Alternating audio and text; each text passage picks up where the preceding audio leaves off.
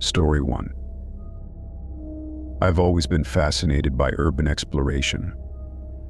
The thrill of stepping into places where time has stopped, where the walls tell stories, drew me in like a moth to a flame. On this particular day, I had my sights set on an abandoned hospital on the outskirts of town. It was a decaying structure, its once white walls now a sickly shade of gray. Vines snaked up its facade, clawing at broken windows like the skeletal hands of forgotten patients. The air around the hospital was thick with neglect, a heavy sense of unease settling over me as I approached. I took a deep breath, steeling myself for what lay ahead. My flashlight flickered to life, casting a narrow beam into the darkness. The echoes of my footsteps followed me as I stepped through the broken doorway and into the hospital's dimly lit corridors. The first few rooms were empty, save for the occasional rusted gurney or shattered piece of equipment.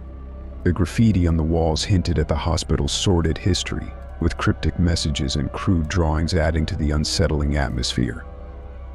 I moved deeper into the building, my curiosity pushing me forward, despite the growing sense of dread. I turned a corner and found myself in a long hallway.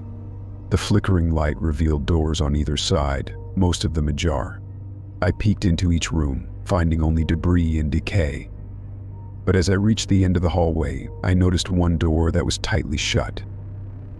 The handle was rusty, but I managed to turn it with a bit of effort.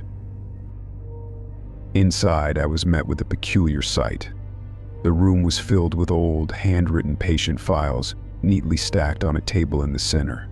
A single window, covered in grime, allowed a faint sliver of light to filter in, casting eerie shadows on the walls. I picked up a file and flipped through it, my eyes scanning the yellowed pages. The information was mundane at first: patient names, dates of admission, medical histories, but then I noticed something that made my heart skip a beat. The photos. Each file contained a photo of a patient, and beneath each photo was a note about their disappearance. The dates on the files were from decades ago, yet the patients had vanished without a trace. My breath caught in my throat as I realized that the last file's date was just a few weeks before my visit.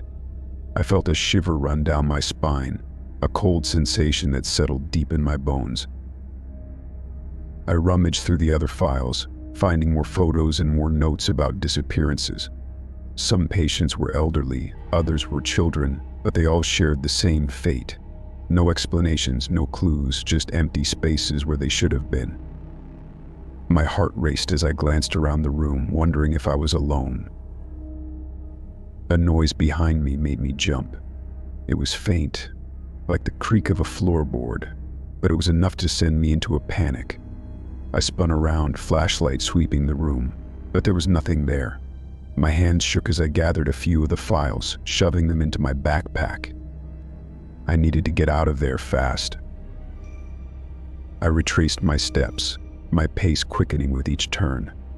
The hospital's layout seemed different on the way back, as if the walls had shifted in my absence.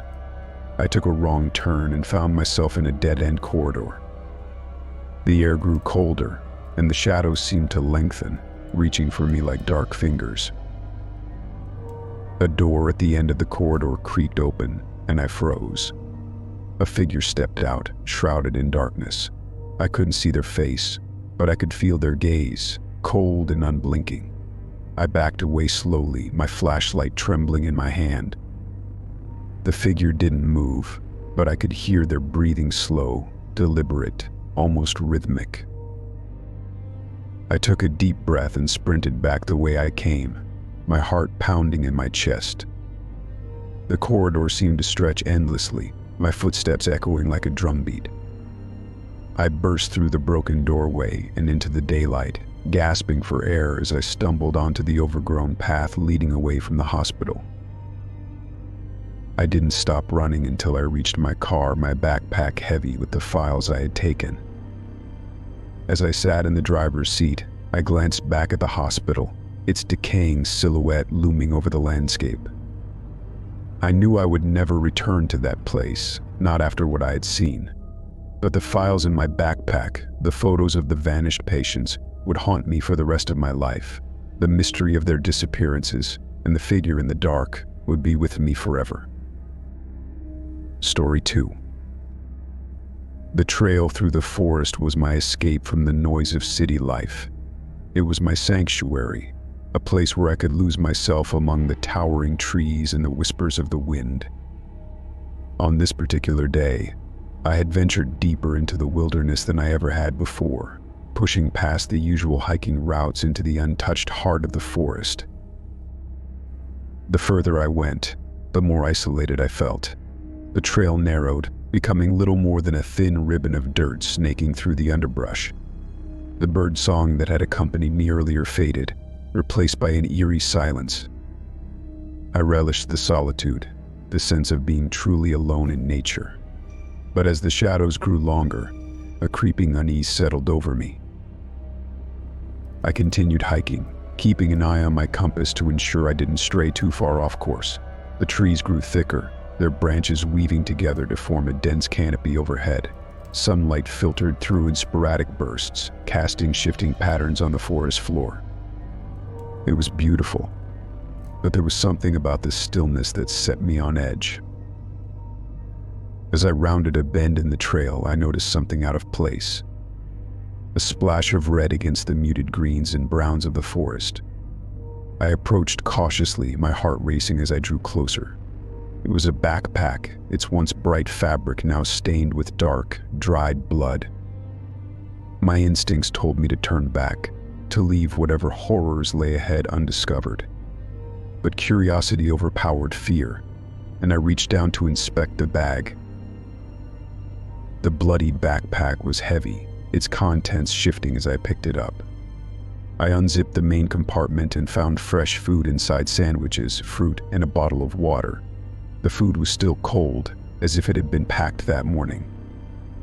I checked the other pockets, finding a map and a small flashlight, but there were no signs of identification, nothing to tell me who this bag belonged to. The lack of footprints or signs of human presence made the situation even stranger. The trail had been pristine, untouched by any recent hikers. I looked around, expecting to see someone emerging from the trees, but there was no one. The forest was silent, save for the distant rustling of leaves in the wind. A chill ran down my spine. It didn't make sense. How could someone be out here with fresh food and leave without a trace? I stood there for a moment, the backpack in my hands, feeling the weight of the unknown pressing down on me. My instincts screamed at me to leave, to put as much distance between myself and the forest as possible. But something else, a morbid curiosity, kept me rooted to the spot.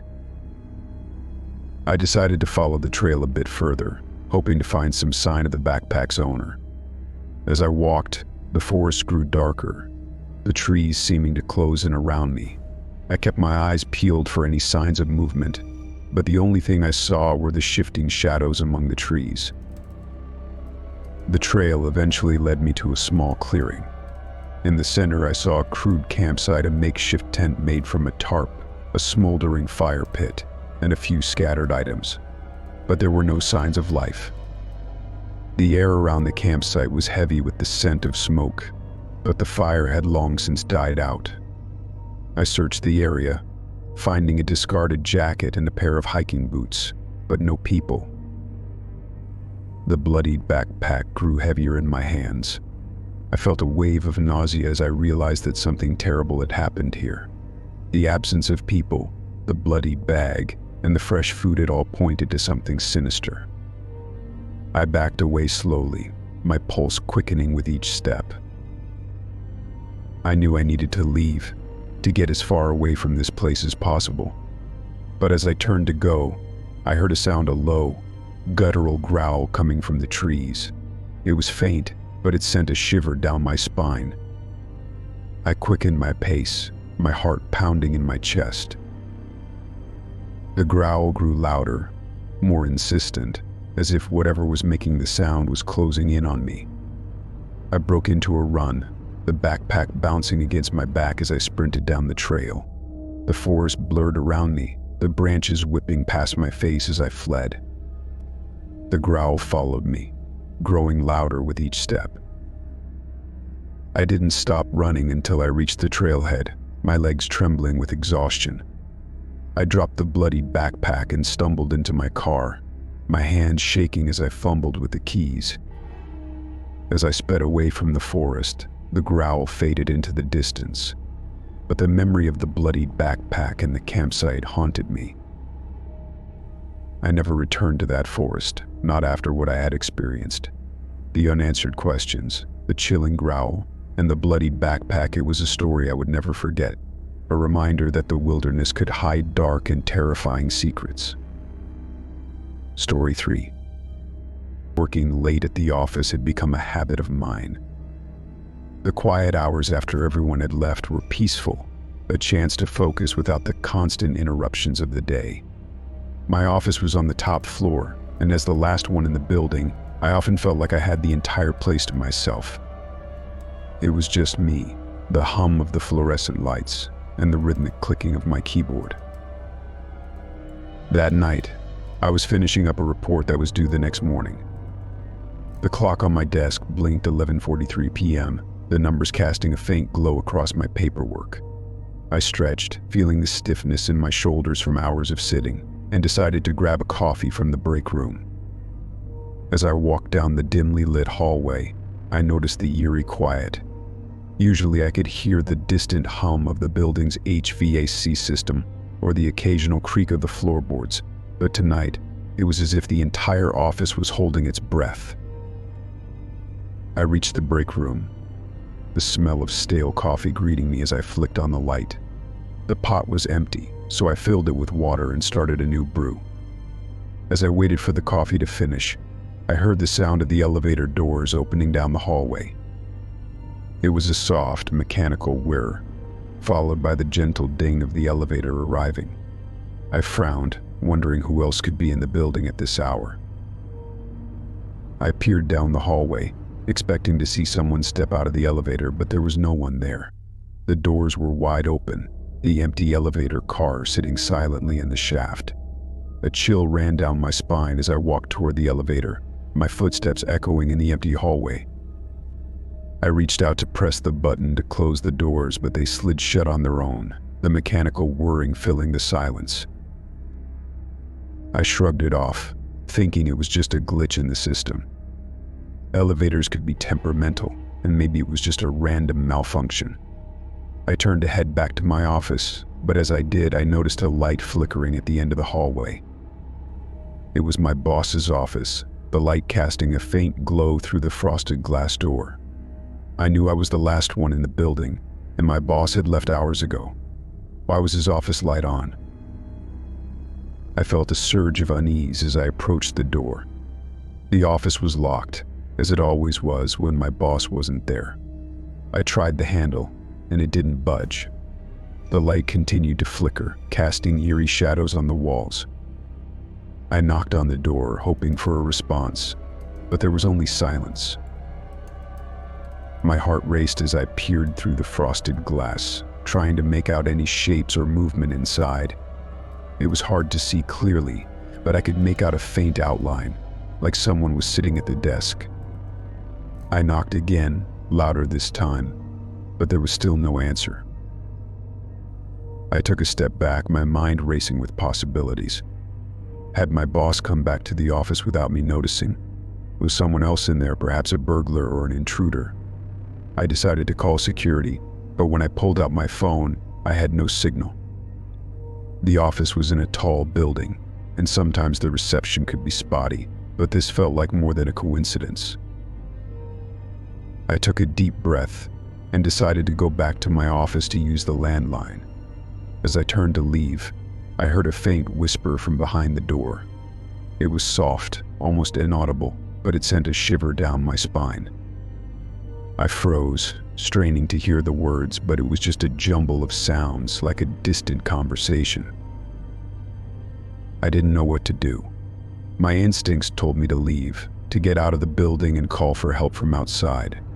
But curiosity got the better of me, and I returned to my office to grab the spare key to my boss's door. I rummaged through my desk drawer, my hands trembling as I searched for the key. As I found it and turned to leave, I heard the elevator doors open again. The soft ding echoed through the hallway, and I knew I had to act quickly. I ran back to my boss's office, the key in hand, and unlocked the door. The light was still on, but the office was empty. The chair behind the desk was turned, as if someone had just left. Papers were scattered across the floor, and a coffee mug was overturned on the desk. The whispering grew louder, like it was coming from all around me. I felt a surge of panic as I backed out of the office, my eyes darting around the empty hallway. The elevator doors were still open, but the car was empty. I knew I had to leave, but something was holding me back, a sense that I needed to understand what was happening. I didn't wait to find out. I sprinted down the hallway, the whispering growing louder as I ran. The elevator was my only way out, but as I stepped inside, the doors slammed shut, the lights flickering before plunging me into darkness. The whispering was all around me now, a chorus of indistinct voices, each one filled with urgency and fear. The elevator descended, the walls creaking and groaning as if under pressure. When the doors finally opened at the ground floor, I stumbled out, my breath coming in short, panicked gasps. I didn't look back as I ran out of the building and into the night. The whispering faded into the distance, but the sense of fear remained with me, a constant reminder that I had seen something I couldn't explain. I never stayed late at the office again, not after that night. The memory of the elevator, the whispering voices, and my boss's office light turning on without explanation haunted me. I knew there was something in that building, something that didn't belong, and I had no intention of finding out what it was. Story 4. Driving through rural areas at night had always been a bit unsettling for me. The isolation, the pitch-black darkness that stretched out in every direction, and the winding roads that seemed to go on forever.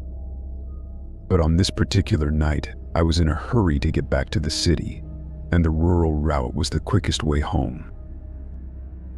The moon was a faint crescent in the sky, casting just enough light to make out the outlines of the surrounding fields and trees. My car's headlights cut through the darkness, illuminating the narrow road ahead. I was driving at a steady pace, the hum of the engine a comforting constant in the otherwise silent night. About halfway through my journey, my car started to sputter. It was a subtle change at first, just a slight hesitation when I pressed the gas pedal. But as I continued driving, the sputtering grew worse, until the engine finally gave out with a loud cough. The car coasted to a stop on the side of the road, the headlights dimming as the engine died completely. I sighed in frustration, knowing that I was miles from the nearest town and without cell phone service in this remote area. I popped the hood and grabbed my flashlight, stepping out of the car to check the engine.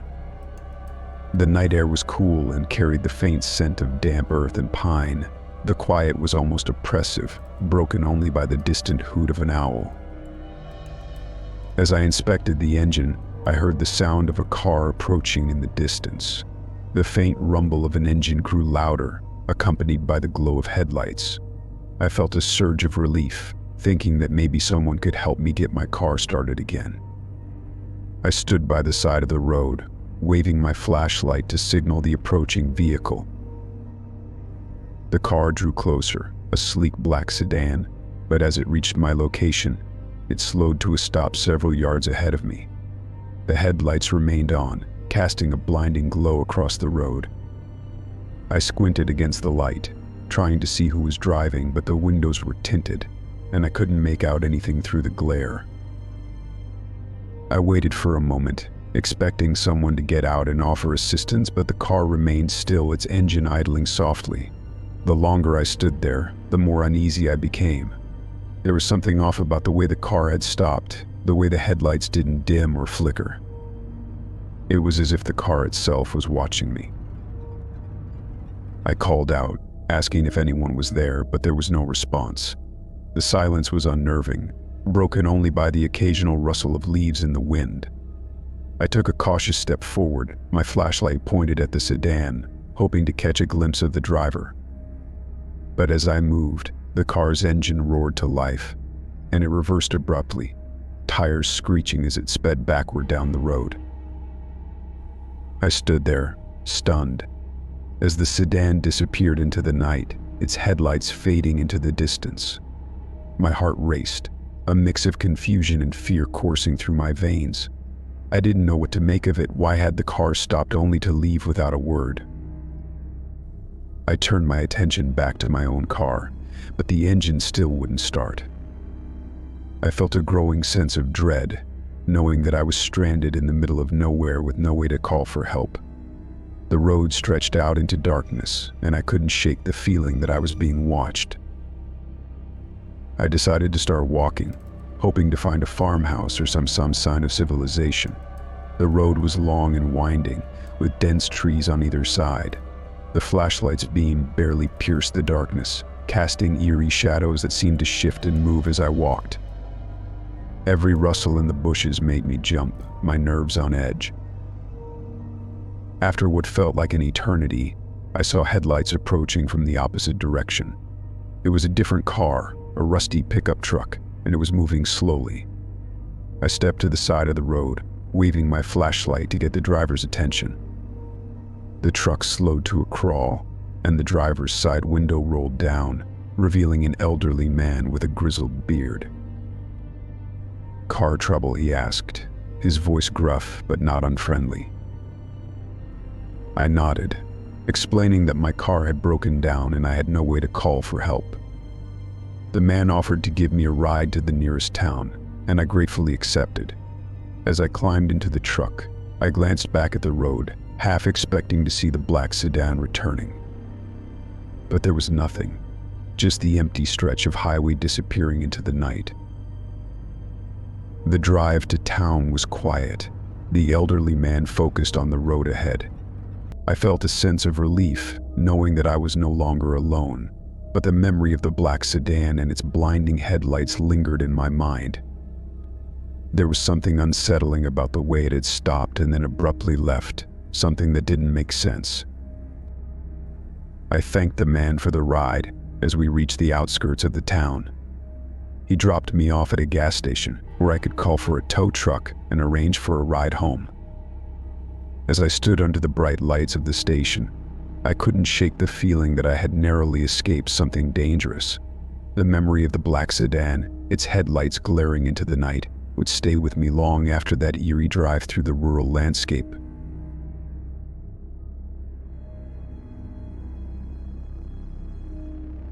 Story 5. Volunteering at the soup kitchen was something I did to give back to the community. The people who came through were from all walks of life, each with their own story, each hoping for a hot meal and a bit of human kindness.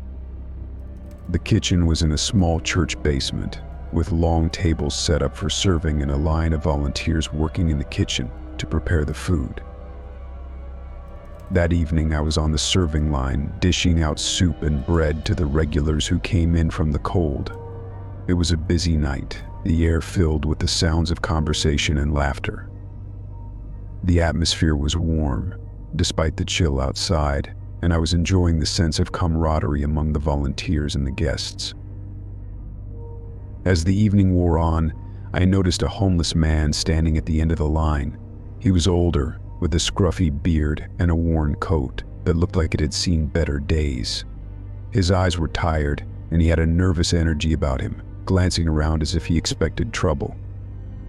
When it was his turn, I handed him a bowl of soup, and he muttered a quiet thank you.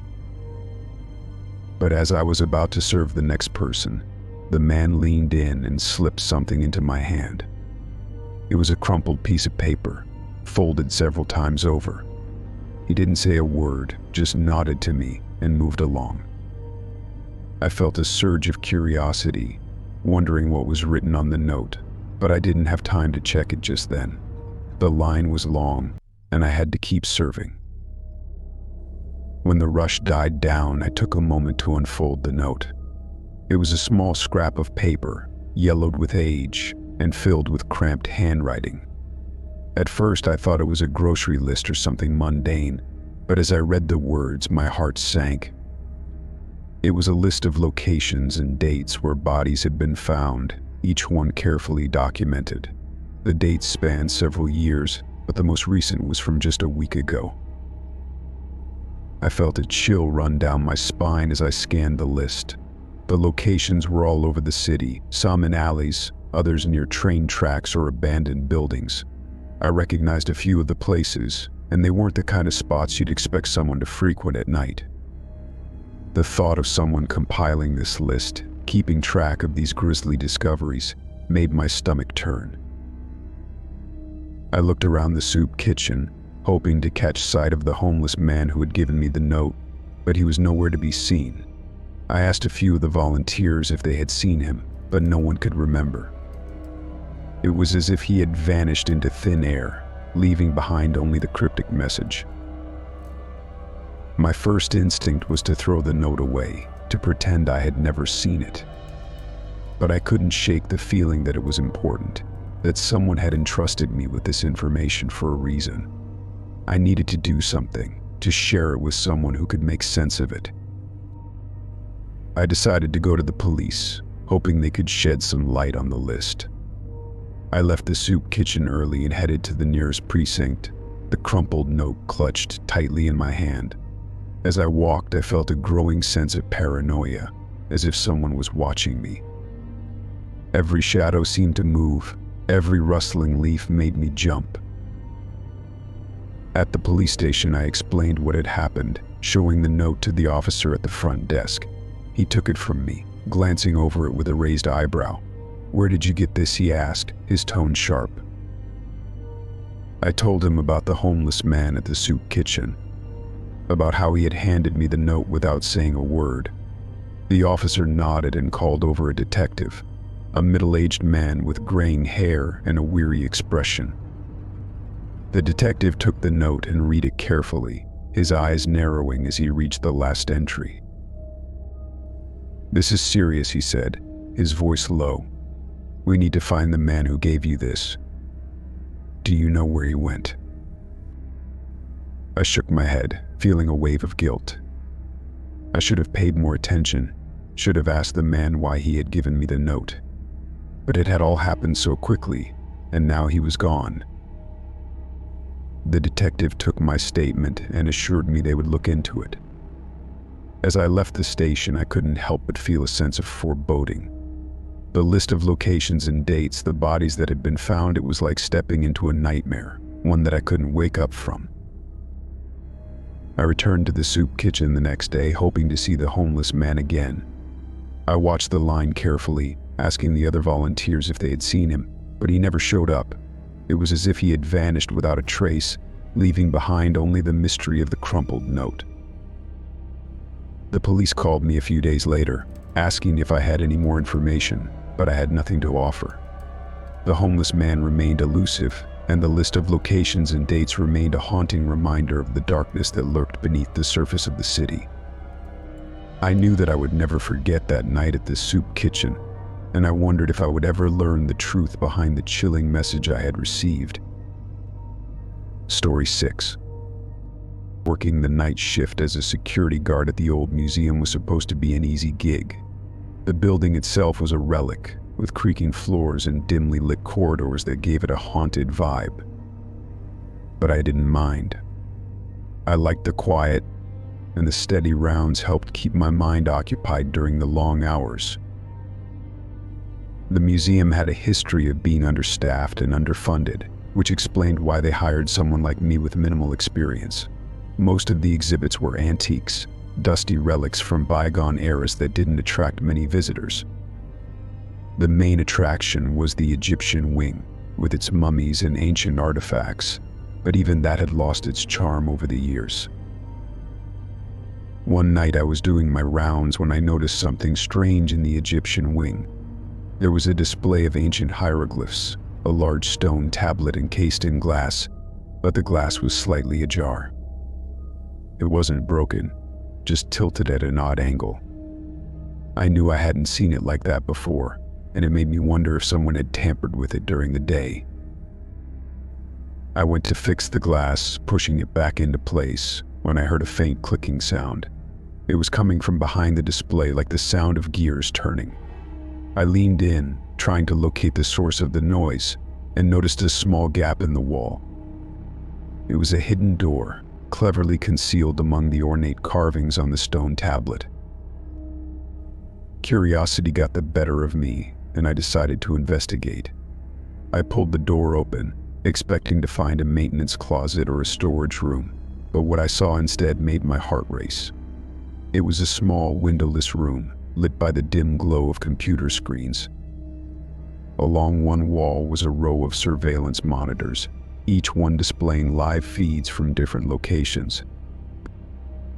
At first, I thought they were security cameras for the museum, but as I looked closer, I realized that the scenes on the screens weren't from the museum at all. They were from people's homes, living rooms, kitchens, bedrooms, all captured in real time. The images were clear, showing people going about their nightly routines, completely unaware that they were being watched. A chill ran down my spine as I scanned the screens, recognizing a few familiar places. One screen showed the interior of a local coffee shop, its owner cleaning up for the night. Another displayed a bedroom, with a couple sound asleep in bed. There were more: a child's playroom, a family's dining room, an elderly woman's front porch, all being watched without their knowledge. I felt a surge of anger and fear, wondering who could have set this up and why it was hidden in the museum. It was a massive invasion of privacy, something that should never have existed. I backed out of the room, my mind racing with questions. Who was responsible for this? Why was it hidden behind a museum display? What other secrets were concealed within these walls? I knew I had to report it, but I didn't know who to trust. The museum had a reputation for being corrupt, with rumors of illegal activities and backroom deals. I couldn't be sure if my superiors were involved or if they were simply ignorant of what was happening. I decided to leave the museum and call the police from a safe location, fearing that if I stayed, I might be in danger. As I made my way back through the Egyptian wing, I heard footsteps behind me. They were soft but deliberate, each step echoing in the empty corridors. I quickened my pace, my heart pounding in my chest, but the footsteps grew louder, as if someone was following me. I turned a corner and hid behind a large sarcophagus, my breathing shallow as I listened. The footsteps approached, then stopped abruptly, like the person knew I was there. I felt a surge of panic, realizing that I was alone in a museum with someone who might not have good intentions. I peeked around the sarcophagus and saw a shadowy figure standing in the hallway. The person was tall, dressed in dark clothing, their face hidden beneath the hood. They stood still, as if listening for any sound. I held my breath, hoping they wouldn't find me, but then they started moving again, heading toward the hidden door. I took the opportunity to make my escape, running as quietly as I could toward the museum's exit. The old wooden floors creaked beneath my weight, but I didn't care, I just needed to get out of there. As I reached the front door, I heard a loud crash from the Egyptian wing, followed by the sound of breaking glass. I didn't wait to see what had happened. I burst through the exit and into the night, the cool air hitting me like a shock. I ran to my car, my hands shaking as I fumbled with the keys. I could still hear the footsteps in my mind, that steady rhythm that felt like a countdown to something terrible. I called the police from my car, telling them everything I had seen. They said they would send officers to investigate, but I knew I couldn't go back there, not after what I had discovered. The hidden door, the surveillance equipment, the wall of screens showing live feeds from inside people's homes, it was too much, too dangerous. I quit my job at the museum the next day, leaving without saying a word to anyone. I knew that I had stumbled upon something dark, something that would take a long time to unravel. I never returned to the museum, and I never spoke of what I had seen, but the memory of that hidden room, with its wall of screens and the silent footsteps in the night, would haunt me for the rest of my life. Story 7. Being a janitor at a high school isn't the most glamorous job, but I didn't mind it. The hours were steady, and the work was straightforward. I spent my nights cleaning classrooms, emptying trash cans, and making sure the hallways were tidy for the next day. The school had its fair share of teenage antics, but nothing too out of the ordinary until the graffiti started showing up. The first time I saw it was in one of the stairwells, a simple symbol scrawled in black marker. It looked like a triangle with a circle inside, not unlike some band logo I'd seen. I cleaned it off, thinking it was just a bit of teenage rebellion, but the next night there were more symbols, this time in the second floor hallway. They were different lines, dots, and other geometric shapes like someone was leaving a message, but I couldn't make sense of it. The graffiti kept appearing, each night more intricate than the last. I did my best to clean it off, but it was getting harder to keep up. The symbols were becoming more complex, and they seemed to be leading somewhere, a path through the school that I couldn't follow. I mentioned it to the security guard, but he just shrugged, saying it was probably just kids messing around. But then I saw the message. It was on the wall outside the gym, written in bold. Black letters, "Meet me at the gym tonight." It was clear. No symbols or codes, just a straightforward invitation. It made my skin crawl, the idea that someone was planning something at the school after hours. I knew I had to do something, but I wasn't sure what. I decided to investigate, to see if I could figure out who was behind the graffiti and what they were planning. I kept an eye on the gym that night, my mop and bucket nearby as an excuse to be there. The hours passed slowly, the school empty and silent. I heard the distant creak of old pipes and the occasional echo of footsteps, but nothing out of the ordinary. As midnight approached, I started to think I was overreacting. Maybe it was just a prank, a way for some students to spook the janitor. But then I heard a noise, a faint whisper coming from the gym. It was quiet, barely audible, but it was there. I crept closer, my heart racing as I reached the gym door. I peered through the small window in the door and saw a figure standing in the middle of the gymnasium. It was hard to make out any details, the lights were dim, and the figure was wearing a hooded jacket, but I could see them pacing back and forth, their hands gesturing as if they were talking to someone. I knew I should leave, call the security guard, and let him deal with it, but something made me stay. Maybe it was curiosity, or maybe it was the growing sense of unease that had been building all week. I decided to enter the gym, my keys jangling in my pocket as I unlocked the door. The figure stopped pacing as I stepped inside, their head turning to face me. I could feel their gaze, even though I couldn't see their eyes. The air in the gym felt colder, the echoes of my footsteps bouncing off the walls. I took a step forward, my voice shaking as I spoke. "Who are you?" I asked, trying to sound confident. The figure didn't answer, just stood there, silent and still. I took another step, my hand tightening around the handle of my mop. The gym felt vast, the dim lights casting eerie shadows across the floor. "Why did you write that message?" I asked, my voice growing louder. The figure moved suddenly, darting toward the far end of the gym. I felt a surge of panic, my instincts telling me to run, but I stood my ground. The figure disappeared into the darkness, the sound of their footsteps fading as they left the gym. I rushed to the exit, my heart pounding in my chest. The school felt like a maze, the hallways twisting and turning in ways that made no sense. I could hear distant whispers, like the walls themselves were talking, but I couldn't make out the words. I finally made it to the security office, bursting through the door to find the guard asleep at his desk. I shook him awake, my words tumbling out in a frantic rush. He looked at me with bleary eyes, his expression one of disbelief. "You sure you didn't just imagine it?" he asked, yawning. I knew what I had seen, but I couldn't prove it. There were no cameras in the gym, and the graffiti was just symbols and random words. I felt a sense of helplessness, realizing that whatever was happening, I was on my own. The next day, I noticed more graffiti, this time in the teacher's lounge. It was the same symbol I'd seen in the stairwell, but it was larger, more elaborate. It felt like a warning, a message that something was coming, something I couldn't understand.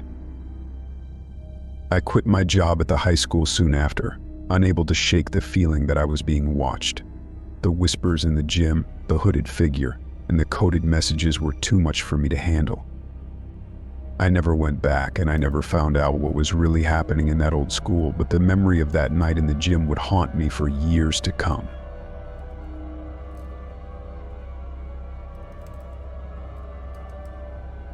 Story 8.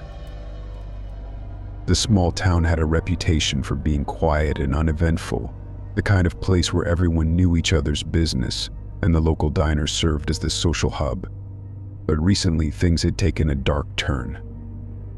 People had started disappearing, vanishing without a trace. It wasn't just a few isolated cases, it was a pattern, a chilling string of disappearances that had left the town on edge. As a freelance investigator, I was used to digging into mysteries, but this one had me stumped. There were no leads, no clues, just empty spaces where people used to be. I spent days interviewing locals, searching for anything that might give me a hint about what was happening. The more I asked, the more I realized that the townspeople were nervous, reluctant to talk about the disappearances, as if discussing them might bring bad luck. One day I found myself in an old bookstore on the outskirts of town. It was a dusty, cluttered place, with creaking wooden floors and shelves stacked with books from floor to ceiling. The owner was a reclusive man, always peering at customers from behind his glasses, as if he expected them to cause trouble. I was browsing through the shelves, hoping to find something that might connect the dots, when I noticed a small door at the back of the store.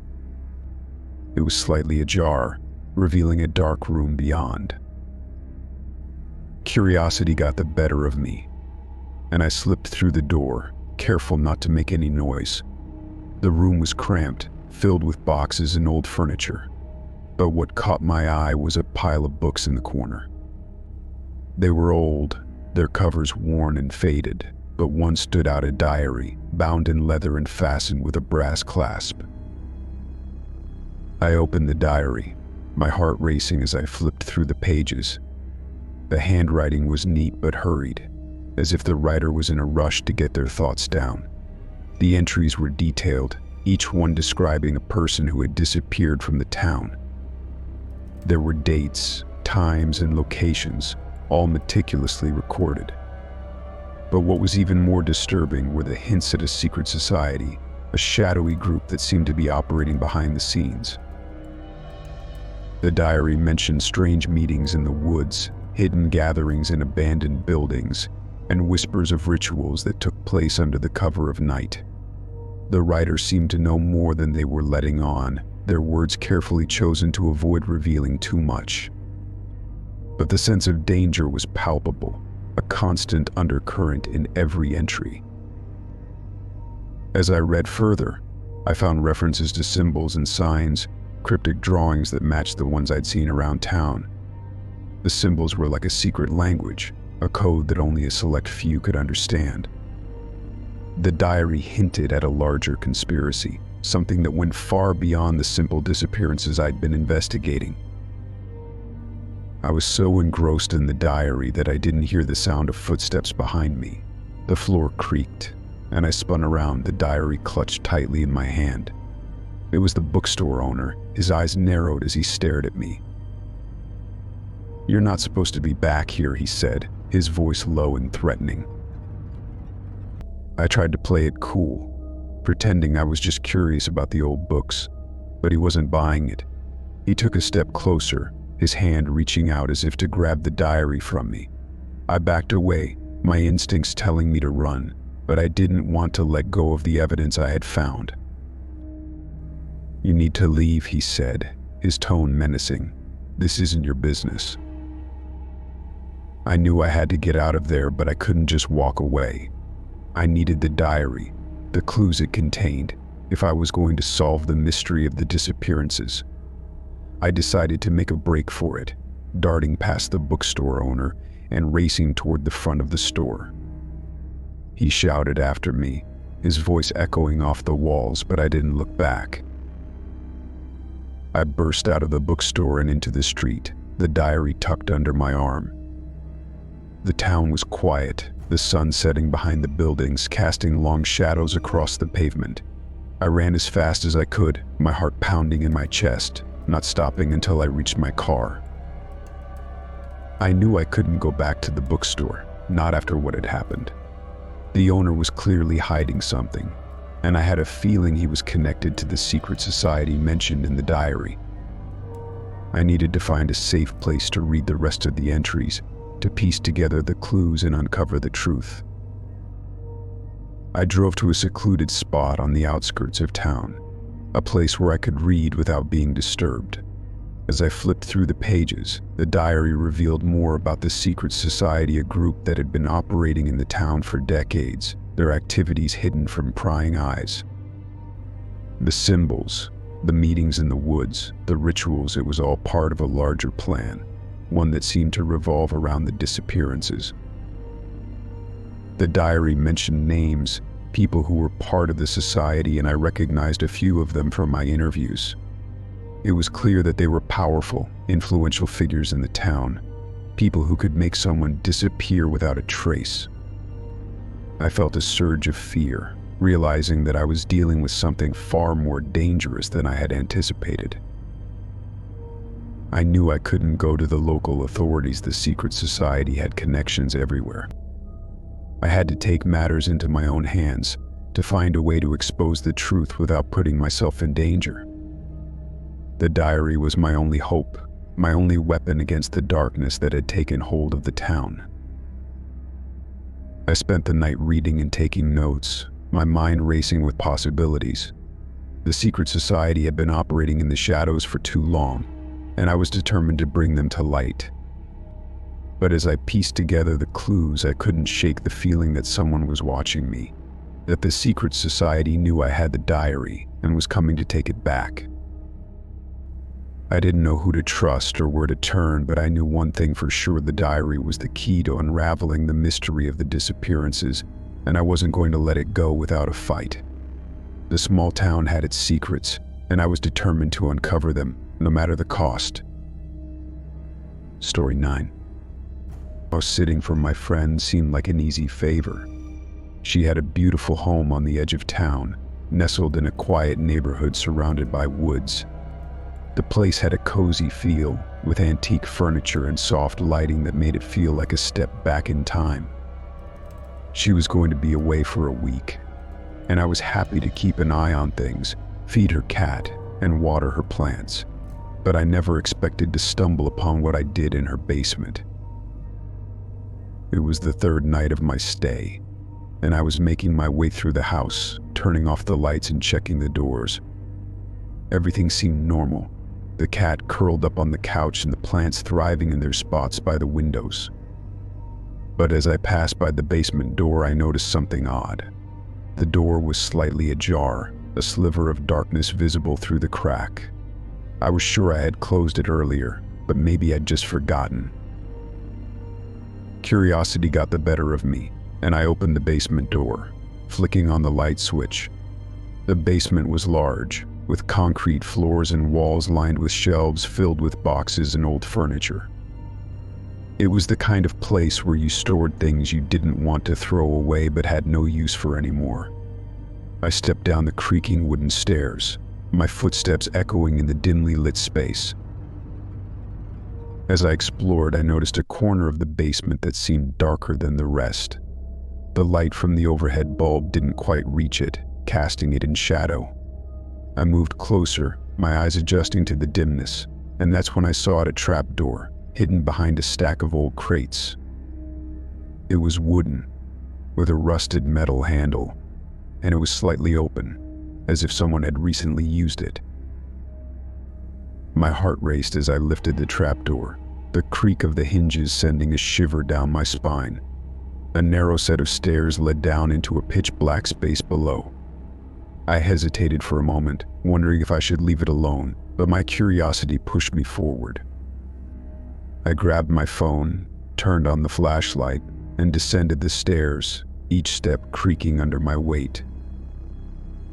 At the bottom, I found a makeshift laboratory.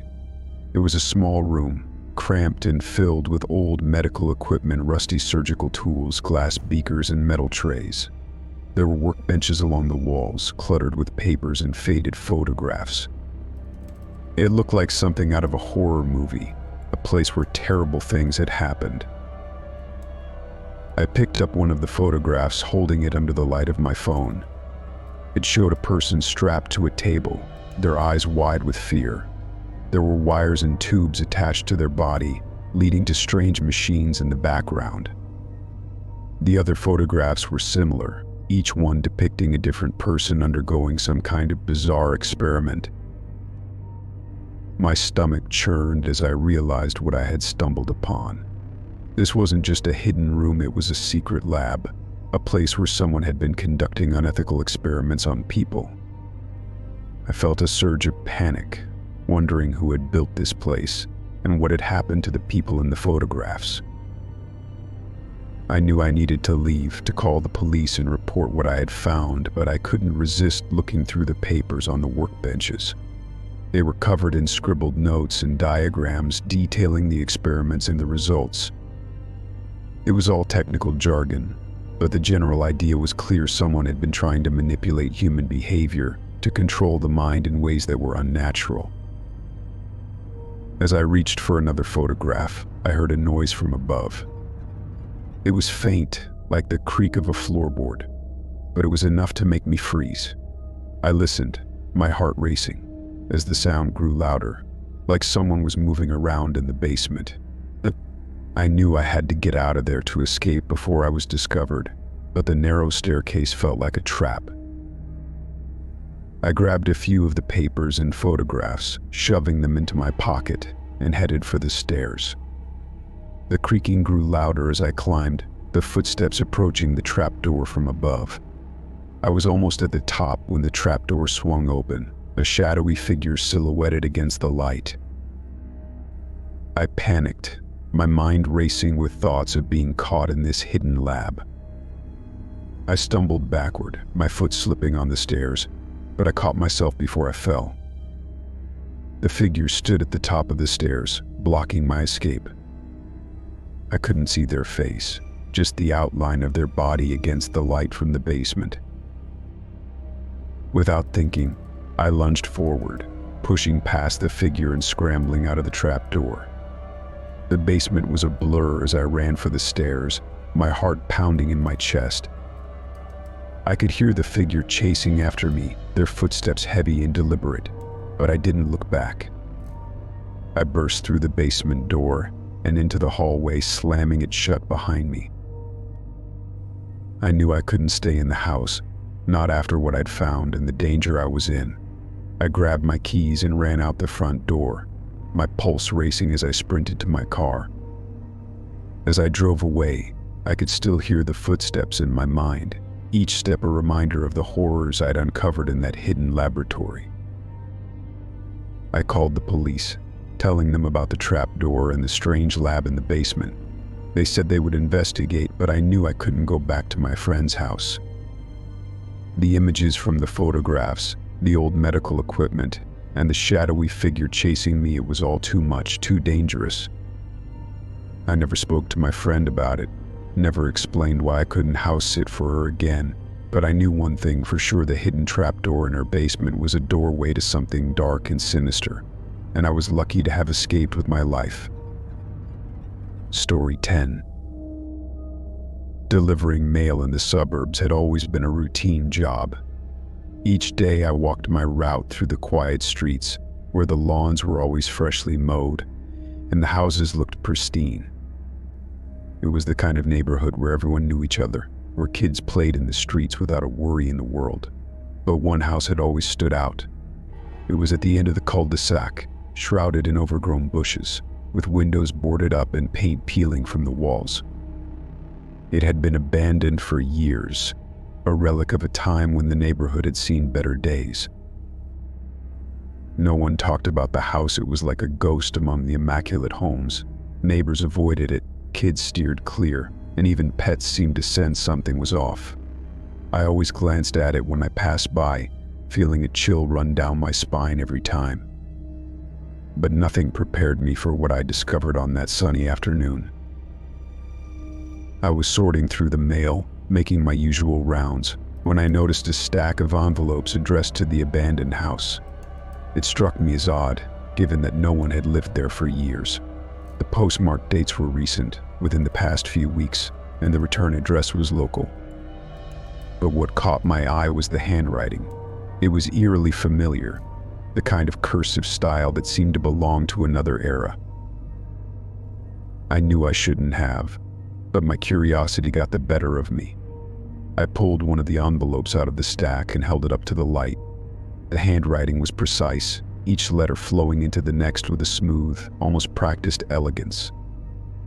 It reminded me of my grandfather's handwriting, the kind you rarely saw anymore. I glanced around, making sure no one was watching, and then slipped the envelope into my pocket. It felt wrong, like I was breaking some kind of code, but I couldn't help it. The abandoned house, the recent mail, the familiar handwriting, it was too much to ignore. I finished my route, my mind racing with questions. Who was sending these letters? Why to an abandoned house? And why did the handwriting look so familiar? I couldn't stop thinking about it, the unease growing with each passing minute. That evening, I sat at my kitchen table, the envelope in front of me. I hesitated, wondering if I was crossing a line, but my curiosity pushed me forward.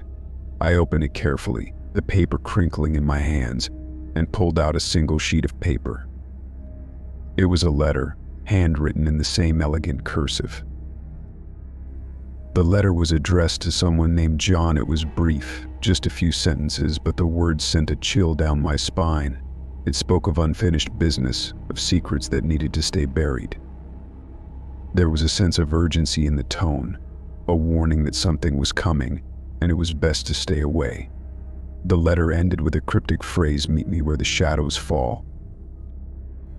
I felt a surge of fear, my heart racing as I read the words over and over. Who was John? What secrets needed to stay buried? And where was this meeting place where the shadows fell? The questions swirled in my mind, each one more unsettling than the last. I knew I had to go to the abandoned house to see if there were more clues, but the thought filled me with dread. It was late, the sun had set, and the street was eerily quiet. I grabbed a flashlight and made my way down the cul-de-sac, the darkness pressing in around me. The house loomed ahead, its silhouette stark against the night sky. I felt a chill as I approached, the overgrown bushes rustling in the wind. The front door was boarded up, but there was a side entrance that was partially open, the wood splintered and rotting. I pushed the door open, the hinges creaking loudly. The air inside was musty, filled with the scent of decay. I shone my flashlight around, illuminating broken furniture and cobweb-covered corners. The place was a wreck, like it had been abandoned in a hurry, with no one bothering to clean up the mess. I made my way through the house, my footsteps echoing in the empty rooms. I found the living room, where a faded rug lay across the floor, and an old piano sat in the corner, its keys yellowed with age.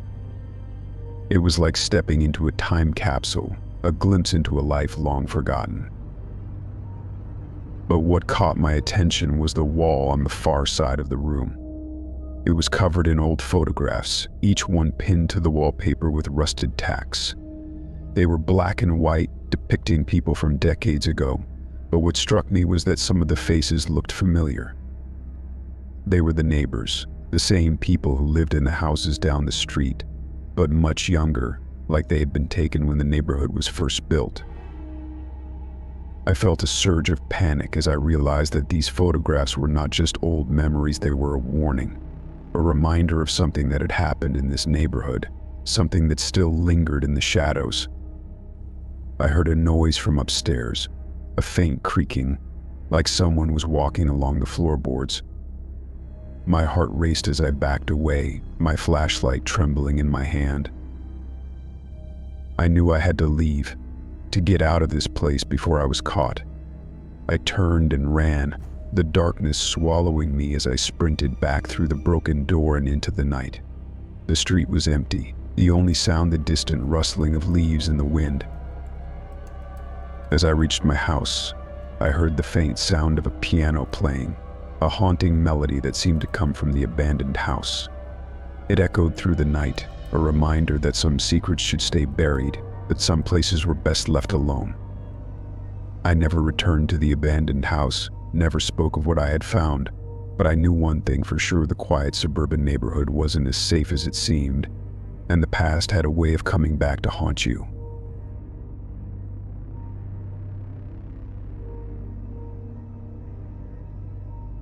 Story 11. Working the night shift as a nurse at a mental institution wasn't something most people aspired to, but I found it oddly comforting. The quiet corridors, the dim lighting, the occasional murmur from a patient in their sleep, it all had a rhythm to it. I knew my rounds, knew which patients needed extra care, and which ones would wander the halls if left unchecked. But one night, everything changed, and I've never been able to forget it. It was a slow night. The rain was tapping against the windows, casting a gentle, almost hypnotic rhythm. I was on my way to check the common room, a large space with old couches and a dusty TV that nobody ever used. Most nights it was just a place to store wheelchairs and other equipment. But when I walked in, I stopped in my tracks. There was a man sitting on one of the couches, his back to me, his gaze fixed on the blank television screen. At first, I thought it was one of the new patients. Sometimes they wandered when they couldn't sleep, but something about his posture made me uneasy. He was sitting perfectly still, his shoulders squared, his hands resting on his knees. It was like he was waiting for something. I approached him slowly, my footsteps barely making a sound on the linoleum floor. As I got closer, I recognized him. It was Mr. Barnes, a patient who had been discharged years ago. He'd had a long history of mental illness, but he'd shown remarkable improvement and was deemed fit to leave the institution. Yet there he was, in his usual spot, staring at the blank screen. I felt a chill run down my spine. This couldn't be right. I checked the security logs, flipping through the papers on the desk in the corner of the room. There was no record of Mr. Barnes being readmitted, no mention of him even visiting the institution. It was as if he had appeared out of nowhere. I turned back to him, my voice gentle but firm. "Mr. Barnes, what are you doing here?" He didn't respond, didn't even acknowledge my presence. He just kept staring at the television, his eyes unblinking. I felt a surge of panic, wondering if he was in some kind of trance, but when I reached out to touch his shoulder, he flinched, his whole body tensing. "It's okay," I said, trying to soothe him. "You're not supposed to be here. Let's get you back to your room." He turned to look at me, and his eyes were filled with fear. "They're coming," he whispered, his voice barely audible. "They never really left. They're watching us." I felt a shiver run down my spine. His words were so quiet, yet they seemed to echo through the room. I tried to reassure him, telling him that nobody was coming, but he just shook his head, his gaze returning to the television. I knew I had to get him out of there, but I was hesitant to use force. I called for backup, radioing the security guard on duty. When he arrived, I explained the situation, showing him the security logs that proved Mr. Barnes shouldn't be here. The guard was just as baffled as I was, but he didn't hesitate to escort Mr. Barnes out of the common room. As we were leading him back to his room, He started to mutter to himself, his words incoherent but filled with anxiety. He kept glancing over his shoulder, as if expecting to see someone following us. I felt a sense of dread, wondering what he had seen, what had brought him back to the institution after all these years. We got him back to his room and made sure he was comfortable. I called the head nurse, explaining the situation, and she promised to look into it in the morning. But I couldn't shake the feeling that something was wrong, that there was more to this than a simple mix-up. The rest of the night was uneventful, but I kept thinking about Mr. Barnes, about the fear in his eyes and his whispered words about them coming back. I went over the security logs again, searching for any clue, but there was nothing.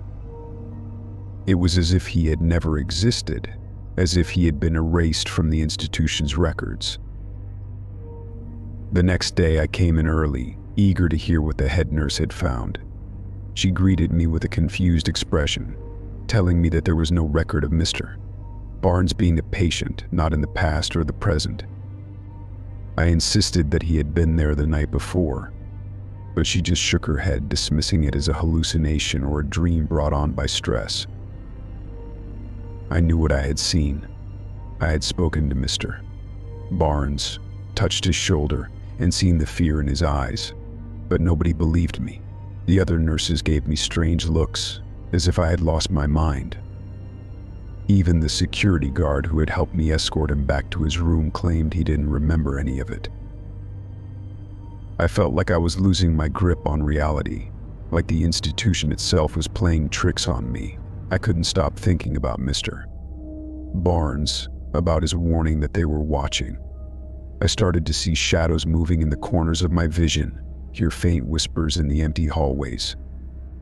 It was as if the institution had come alive, its walls breathing with hidden secrets. I quit my job soon after, unable to handle the growing sense of unease. The night shift at the mental institution had become a nightmare, a place where reality and delusion blurred into one. I never went back, never spoke of what I had experienced, but I knew one thing for sure: something was watching, something that didn't belong in this world, and it was waiting for the right moment to make its presence known. Story 12. Camping in remote areas had always been my escape from the chaos of city life. The solitude, the vastness of nature, the sense of being truly alone, it was what I craved. On this particular trip, I had ventured deep into the wilderness, far from any trails or campsites. It was just me, my tent, and the stars above. The first night was peaceful, the crackling of my campfire mingling with the distant sounds of nocturnal creatures. But everything changed when the screams started. It was late, well past midnight, and I was lying in my sleeping bag, listening to the wind rustling through the trees. The air was cool, and the sky was clear, with a brilliant display of stars overhead. I was just starting to drift off to sleep when I heard at a distance scream, faint but distinct. It was the kind of scream that made your blood run cold, filled with fear and pain. I sat up, my heart racing, straining to hear if it would happen again. At first there was nothing but the wind, a gentle breeze that seemed to carry whispers through the trees. But then it came again, another scream, louder this time, echoing through the forest. I grabbed my flashlight and unzipped my tent, stepping out into the darkness. The sound was coming from somewhere in the distance, but I couldn't tell from which direction. I knew I shouldn't investigate, not in the middle of the night, not alone, but curiosity got the better of me. I followed the sound, my flashlight beam cutting through the darkness. The screams grew louder, more frantic, but they seemed to be coming from everywhere at once, bouncing off the trees and reverberating through the forest. It was disorienting, and I felt a surge of fear, wondering what could be causing such terror. After what felt like hours, the screams finally stopped, replaced by an eerie silence. I was deep in the forest, far from my campsite, and the darkness felt oppressive, pressing in on all sides. I decided to head back, to wait until morning to investigate further. The walk back to my tent was nerve-wracking, every shadow a potential threat, every rustle of leaves a warning of danger. The next morning I woke with a sense of unease, the memory of the scream still fresh in my mind. I decided to explore the area, hoping to find some clue as to what had happened. I walked through the forest, following the path I had taken the night before, until I came across a small clearing. In the center of the clearing was a circle of stones, with a charred fire pit at its center. It looked like someone had been camping there recently, but there was no sign of anyone around. I examined the fire pit, noting that the ashes were still warm. Whoever had been here had left in a hurry, leaving behind only the remnants of their campfire. I searched the area, looking for any other clues, but there was nothing, no footprints, no discarded items, nothing to indicate who had been here or why. The rest of the day passed without incident, but the sense of unease lingered. As night fell, I returned to my campsite, lighting my own fire and hoping for a quiet evening. But just as I was settling in, the screams started again. This time, they were closer, louder, as if they were coming from just beyond the edge of the clearing. I grabbed my flashlight and shined it into the darkness, but I saw nothing, just the shifting shadows of the trees. I knew I had to leave to get out of this remote area and find help. I packed up my gear, my hands trembling with fear, and started back down the trail that led to the nearest town.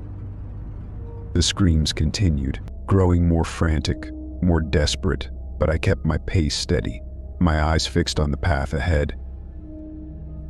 As I walked, I couldn't shake the feeling that I was being watched. The forest seemed to come alive, the rustling of leaves and the creaking of branches blending with the distant screams. I quickened my pace, my heart racing, every instinct telling me to run. By the time I reached the town, the screams had stopped, replaced by the normal sounds of civilization. I reported what I had heard to the local authorities, but they dismissed it as the cries of coyotes or other wildlife. They assured me that the forest was safe, that there was nothing to worry about. But I knew what I had heard, and I couldn't shake the feeling that something was out there, something that didn't belong. I never returned to that remote area, never ventured so deep into the wilderness again. The memory of the screams, the circle of stones with its charred fire pit, and the eerie sense of being watched, it was too much to bear. The forest held its secrets, and I had stumbled upon something that was better left undisturbed. Story 13. My grandfather's attic was a place I'd rarely visited. It was one of those spaces that held years of forgotten memories, packed tight with dusty boxes and old furniture. After he passed away, I was tasked with clearing it out, sorting through the clutter, and deciding what to keep. I wasn't expecting to find much, maybe some old trinkets or forgotten books, but what I discovered changed everything I thought I knew about my family. The attic was dark, the only light coming from a single bulb hanging from the rafters. I climbed up the rickety ladder, dust swirling around me as I reached the top. The air was musty, filled with the scent of old wood and decaying paper. Boxes were piled high, some of them stacked so precariously that I had to be careful not to knock them over. I started with the smaller boxes, sorting through old clothes, newspapers, and faded letters. Most of it was mundane, the kind of stuff you'd expect to find in an attic. But then I found the box of photographs. It was tucked away in the corner, covered with a layer of dust so thick I had to wipe it off with my sleeve. The box was unremarkable, just a simple cardboard container, but the photographs inside were anything but ordinary. At first, they seemed like typical family photos. There were pictures of my grandparents when they were young, smiling at the camera in their Sunday best. There were shots of family gatherings, birthdays, and holidays. But as I sifted through them, I came across a set of photographs that made my heart skip a beat. They were black and white, clearly from decades ago, but the subject of the photos was a man who looked just like me. The resemblance was uncanny, same facial structure, same hair color, even the same dimple in his cheek when he smiled. It was like looking into a mirror, but these photos were dated long before I was born. I felt a chill run down my spine as I examined the photographs. There was no mistaking if the man in the photos could have been my twin. He was dressed in old-fashioned clothing, a suit and tie that looked like it was from the 1940s or 50s. He was in various settings in front of a house, at a park, sitting on a bench by a river, but each photo had the same eerie familiarity. I turned the photographs over, searching for any clues. Some had dates written on the back, all from the mid-20th century, but there were no names, no identifying information. I checked the other photos in the box, hoping to find a connection, but there was nothing. It was as if this man had been erased from our family history, leaving behind only these haunting images. I couldn't shake the feeling that something was wrong, that there was a mystery here that needed solving. I took the photos downstairs and showed them to my parents, hoping they might have some answers. But they were just as confused as I was. My father swore he'd never seen the man before, and my mother suggested it might be a distant relative, someone who bore a striking resemblance to me. But I couldn't accept that explanation. The resemblance was too strong, too exact. I decided to dig deeper, to see if I could find any records or documents that might shed light on who this man was and why he looked just like me. I spent hours searching through old family albums, digging through the attic, and even asking distant relatives if they knew anything about him. But I came up empty-handed. The more I searched, the more obsessed I became. I couldn't stop thinking about the photographs, about the man who seemed to share my face but had lived decades before I was born. I started to have dreams about him, vivid images of him walking through the same places I did, his presence like a shadow that followed me everywhere. One night, I had a particularly vivid dream. I was in my grandfather's attic, but it was different, cleaner, brighter, like it had been restored to its former glory. The man from the photographs was there, standing in the corner, his back to me. I called out to him, asking who he was, but he didn't turn around. Instead, he raised a hand and pointed toward the window, where the moonlight streamed in through the dusty glass. I woke up in a cold sweat, my heart racing.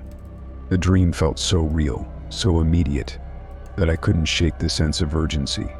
I returned to the attic, retracing my steps, hoping to find something I'd missed.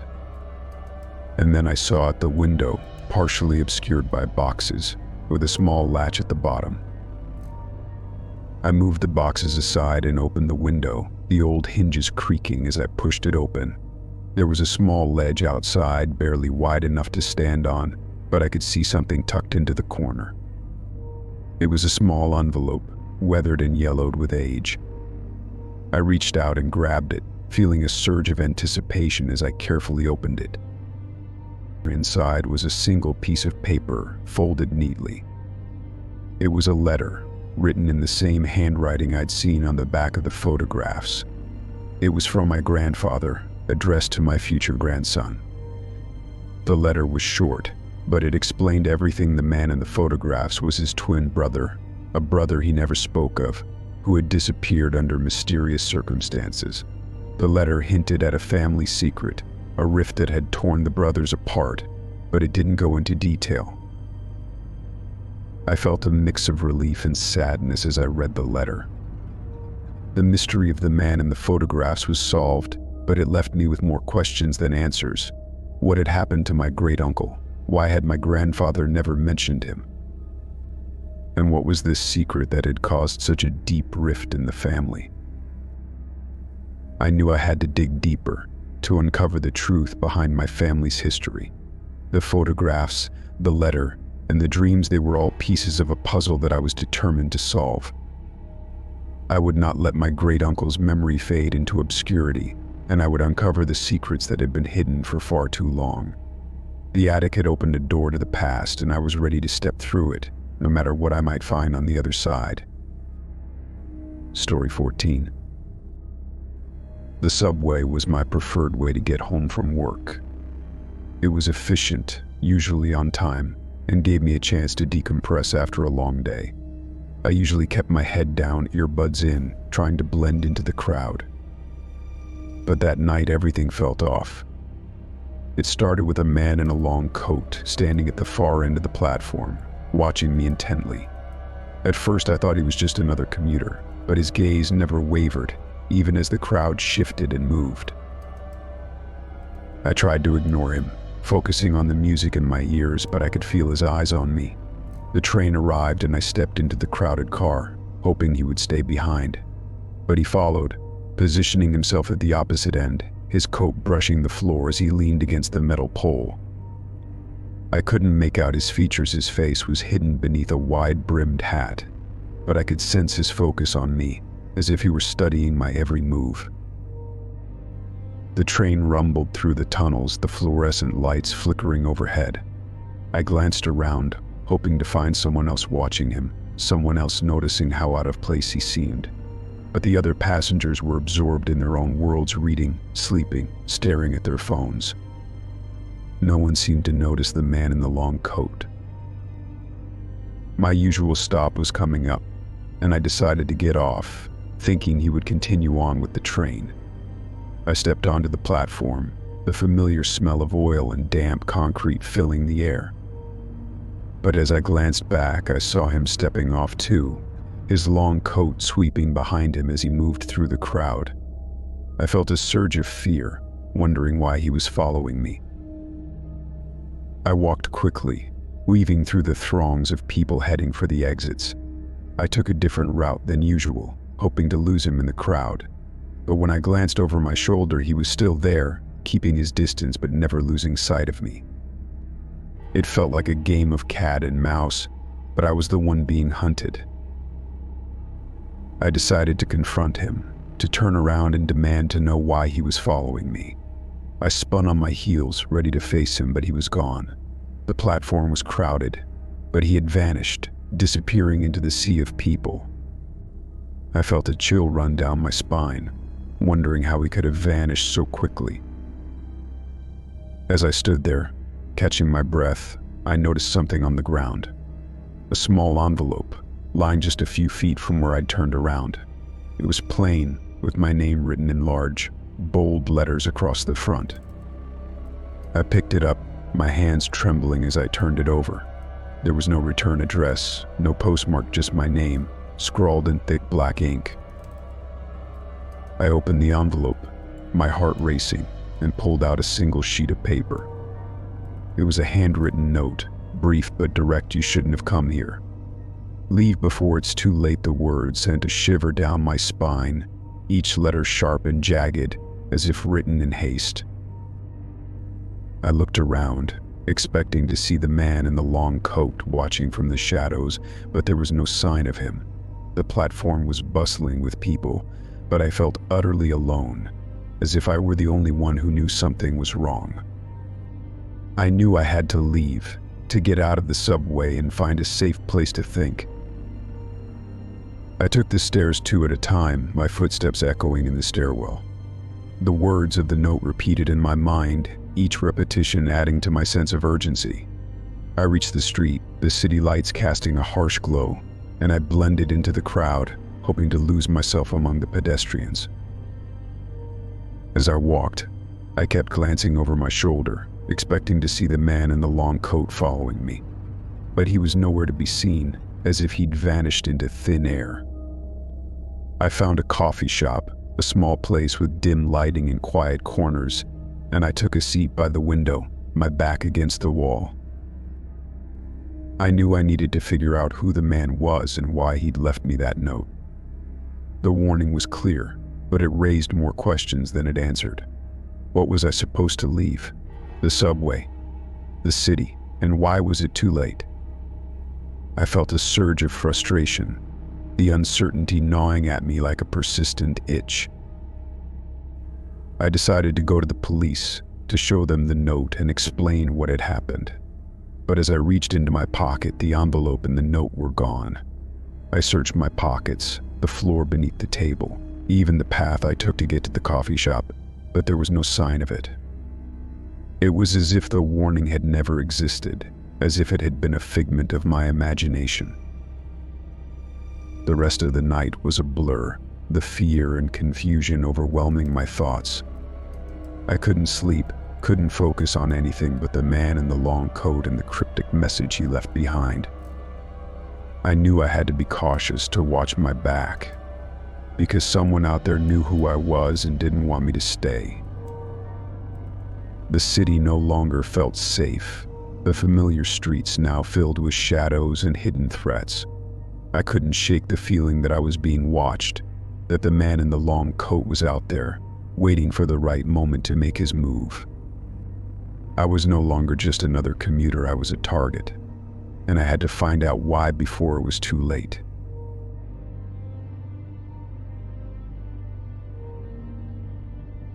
Story 15. The old mansion was an architectural marvel, a relic of a bygone era with ornate woodwork and towering stone facades.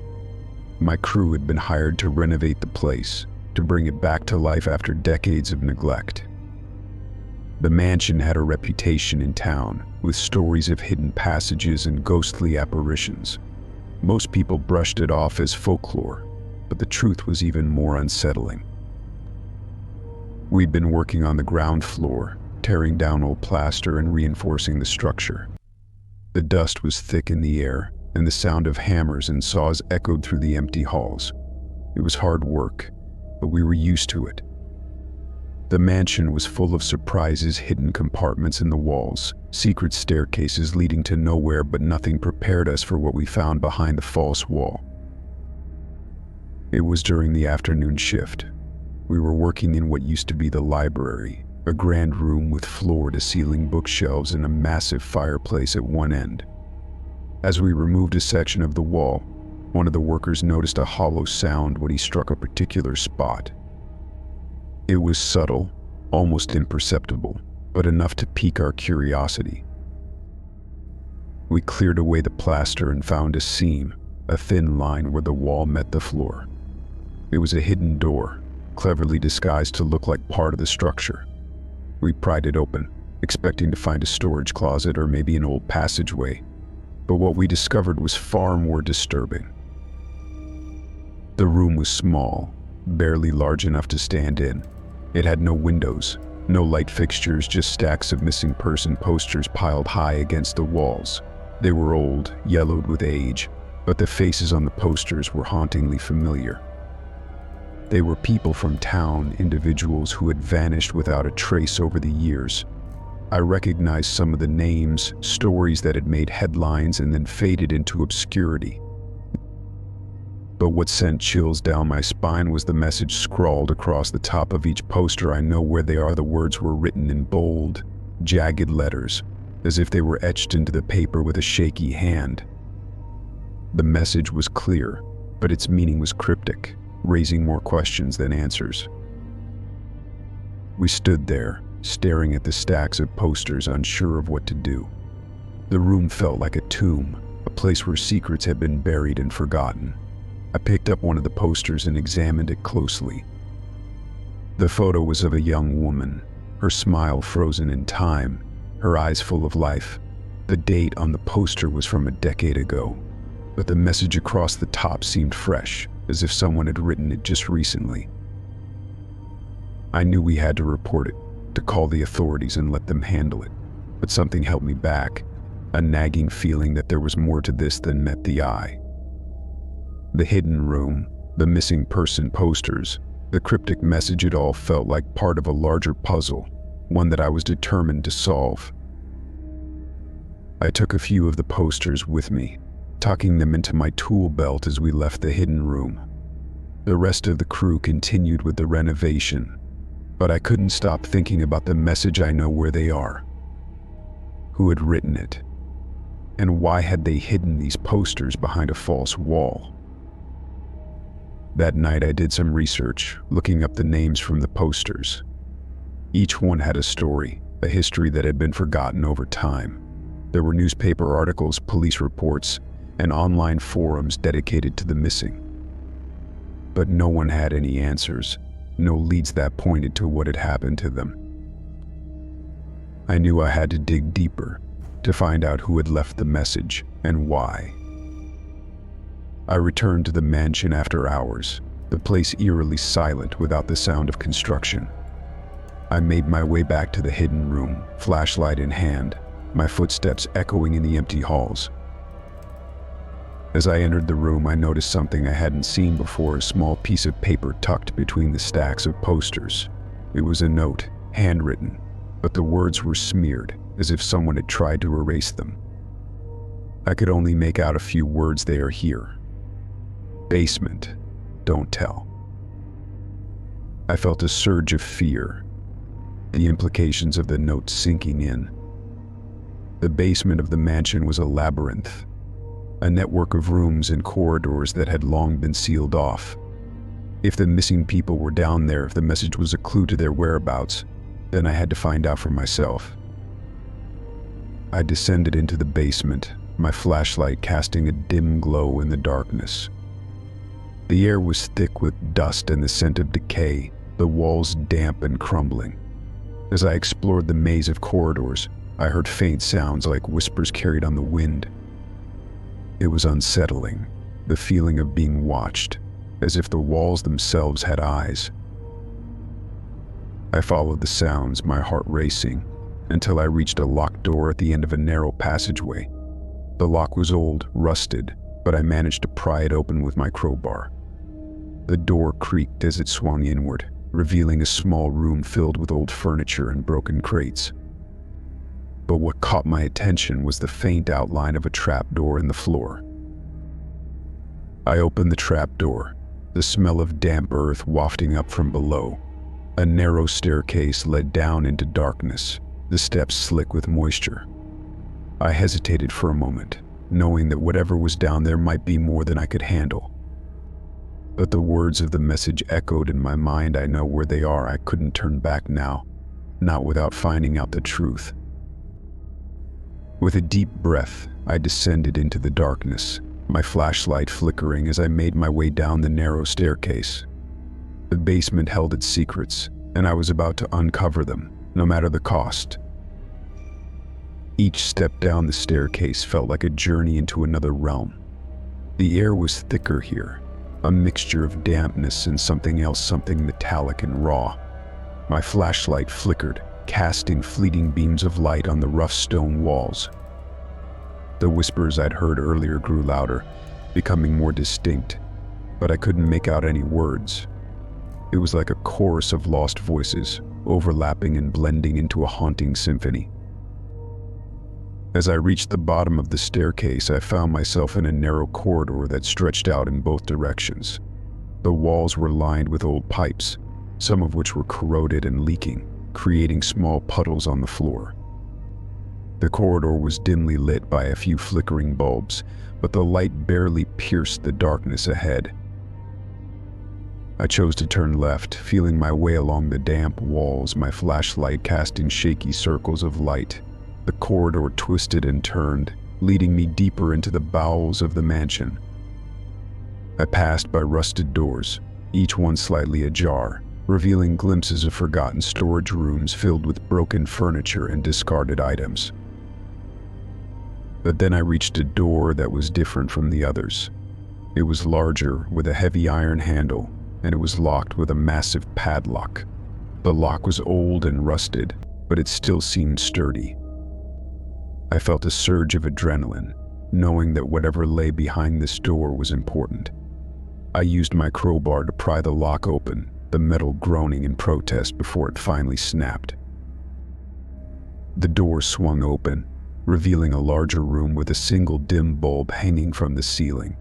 The walls were lined with metal shelves, and on those shelves were rows of glass jars filled with murky liquid. I approached cautiously, my flashlight illuminating the contents of the jars, specimens, preserved in formaldehyde. There were various body parts, some human, others animal, all carefully labeled with handwritten tags. I felt a wave of nausea, the realization of what I was seeing hitting me like a punch to the gut. This wasn't just a forgotten storage room, this was a laboratory, a place where someone had been conducting experiments, horrific experiments that seemed to blend human and animal elements. The jars were filled with grotesque amalgamations, limbs with claws, faces with fangs, all suspended in a sickly greenish hue. As I backed away, I noticed a table at the far end of the room. It was covered with papers, yellowed with age, and a single photograph sat atop the pile. I picked it up, my hands trembling as I turned it over. It was a picture of a group of people, scientists, by the looks of their lab coats, standing outside the mansion. They were all smiling, but there was something unsettling about their expressions, a sense of twisted satisfaction. I scanned the rest of the papers, finding handwritten notes detailing the experiments, the goals, and the outcomes. The note spoke of creating a new breed of being, a perfect blend of human intelligence and animal strength. The experiments had started decades ago, but the latest entries were far more recent, suggesting that someone had continued the work long after the original scientists had vanished. As I stood there, piecing together the horrifying reality of what had happened in this hidden laboratory, I heard a noise from the corridor. Footsteps, slow and deliberate, approaching from the direction I had come. I felt a surge of panic, knowing that I wasn't alone in this dark, twisted place. The footsteps grew louder, the sound echoing off the stone walls, and I knew I had to hide. I ducked behind one of the shelves, my flashlight turned off, my breath shallow and silent. The footsteps entered the room, a figure silhouetted by the dim light from the corridor. I couldn't make out their features, but they were tall, wearing a long coat, their movements deliberate and controlled. They walked slowly through the room, their eyes scanning the shelves, as if searching for something or someone. I held my breath. The papers crumpled in my fist, my heart pounding in my chest. The figure continued to move, their footsteps soft but menacing, each step a reminder that I was in the belly of the beast. I knew that if they found me, there would be no escape, no way to explain my presence in this secret laboratory. But then, as suddenly as they had entered, they left, their footsteps fading down the corridor. I waited, my body tense, listening for any sign of their return. When I was sure the coast was clear, I slipped out from behind the shelf and made my way back to the door, my flashlight guiding me through the darkness. I climbed the narrow staircase, each step feeling like an eternity, the sounds of the mansion's hidden laboratory echoing in my ears. I reached the ground floor, the sense of normalcy returning, but I knew that what I had uncovered was far from normal. The hidden room, the missing person posters, the grotesque experiments, it was all part of a dark and twisted legacy, one that I was determined to expose. I left the mansion, the papers clutched tightly in my hand, and I knew that my renovation project was over. There was no turning back now. I would take what I had found to the authorities, to the police, to anyone who would listen.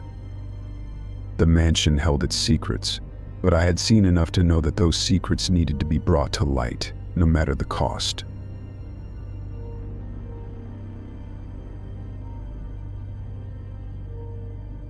Story 16. Exploring old military bunkers had always fascinated me, the idea of delving into the hidden history of places long abandoned, where shadows of the past lingered like ghosts. This particular bunker was deep in the forest, a remnant from decades ago when the military had a strong presence in the area. It was off the beaten path, overgrown with vegetation, its entrance obscured by years of neglect. But I had heard rumors about its existence, and the thought of uncovering forgotten secrets drew me in. The entrance was a massive steel door half buried in the earth. It took some effort to pry it open, the hinges groaning in protest as I pushed it inward. The air inside was stale and musty, filled with the scent of damp concrete. I clicked on my flashlight, the beam cutting through the darkness, revealing a narrow corridor that stretched into the depths of the bunker. The walls were lined with faded military insignia, and old equipment was scattered along the corridor, rusted metal crates, broken radio equipment, and piles of rotting wood. It was clear that the bunker hadn't been used in years, but the sense of history was palpable, as if the walls themselves held the echoes of past conversations. I made my way deeper into the bunker, the corridor twisting and turning, leading me to what looked like an office area. Desks were overturned, papers strewn across the floor, and the remains of old maps covered the walls. It was a scene of chaos, as if the place had been abandoned in a hurry. I sifted through the papers, most of them illegible due to water damage, but then I found something that made my heart race: a stack of classified documents, bound together with a metal clip. The documents were stamped with the word "Top Secret" in bold red letters. I carefully opened them, my hands trembling with anticipation, and began to read. The information inside was disturbing, detailing a series of experiments conducted during a period of conflict involving prisoners of war. The experiments were centered around psychological manipulation, with specific references to the nearby cemetery and unexplained anomalies in the area. I felt a chill run down my spine as I read through the documents. They described using prisoners to test various methods of inducing fear and manipulating their perceptions of reality. The experiments were harsh and inhumane, designed to break the will of the prisoners and extract information through unconventional means. The references to the cemetery suggested that some of the experiments had tragic outcomes, with bodies being buried in unmarked graves to cover up the evidence. As I flipped through the documents, I came across a section that mentioned strange occurrences in the area surrounding the bunker. There were reports of unexplained lights in the forest at night, voices that seemed to come from nowhere, and odd fluctuations in electromagnetic fields. The anomalies were dismissed as technical glitches, but the tone of the reports suggested that those writing them were uneasy about what was happening. I knew I had stumbled upon something significant, something that needed to be brought to light. I gathered the documents and made my way out of the bunker, my flashlight casting erratic beams as I hurried back down the corridor. The sense of urgency grew with each step, the knowledge that I was holding classified information that could unravel a dark chapter in military history. As I reached the entrance, I heard a noise behind me, the faint sound of footsteps, slow and deliberate, echoing through the bunker. I turned, my flashlight sweeping the corridor, but there was no one there. The footsteps grew louder, the sound bouncing off the concrete walls, and I felt a surge of fear. I knew I had to leave, to get out before whoever was making those footsteps found me.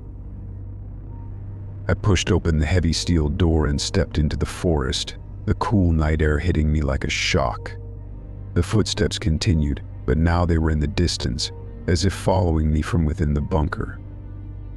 I ran through the woods, the documents clutched tightly to my chest, my heart racing with adrenaline. The journey back to civilization felt like a blur, the forest closing in around me, the darkness filled with unseen threats. I knew I had to get these documents to the authorities, to expose the experiments and the anomalies, to ensure that the victims of those inhumane tests were not forgotten. But the footsteps never left me. Even as I reached the edge of the forest and saw the lights of the town ahead, I could still hear them, faint but persistent, like the echoes of a past that refused to stay buried. The documents held the key to unraveling the truth, but they also carried with them the weight of the suffering that had taken place in that hidden bunker. The town's familiar lights didn't offer the comfort I hoped for. They only highlighted the contrast between civilization and the wilderness I had just escaped. The documents in my hands felt like both a treasure and a burden, a connection to the past that had to be explored, but one that also carried dangers I couldn't yet understand. I found my way to the local police station, the fluorescent lights flickering in the windows. The officer on duty looked up as I entered, his expression shifting from casual boredom to cautious curiosity as I approached the counter with the stack of classified documents. I explained where I found them, describing the hidden bunker and the footsteps that had chased me out. The officer's eyes narrowed as he flipped through the documents, his face paling at some of the details. He excused himself to make a call, disappearing into a back office. I waited in the lobby, the hum of overhead lights blending with the distant murmur of voices from the adjoining rooms. The sense of unease I had felt in the forest lingered, like a shadow that refused to dissipate. The officer returned with a stern-looking detective, who introduced himself and led me to a quieter room to discuss the documents. His questions were pointed, and he seemed particularly interested in the section that referenced the cemetery and the unexplained anomalies. I asked what he knew about the bunker, but his responses were evasive, as if he was unsure how much to reveal. "We'll need to investigate this further," the detective said, setting the documents aside. "But for your safety, I suggest you stay out of the forest. If what you found is accurate, it could be dangerous to go back." I nodded, but I couldn't ignore the nagging feeling that there was more to the story, something the detective wasn't telling me. I left the station, my steps hesitant as I walked back through the town. The streets were quiet, but every shadow seemed to hide something. Every passing car seemed as slow as it went by. Over the next few days, I noticed changes in the town.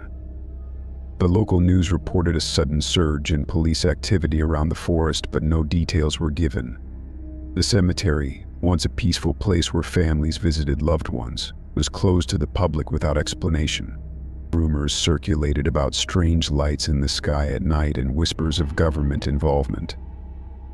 The town, once a quiet retreat, felt like it was on the edge of something big, something unsettling.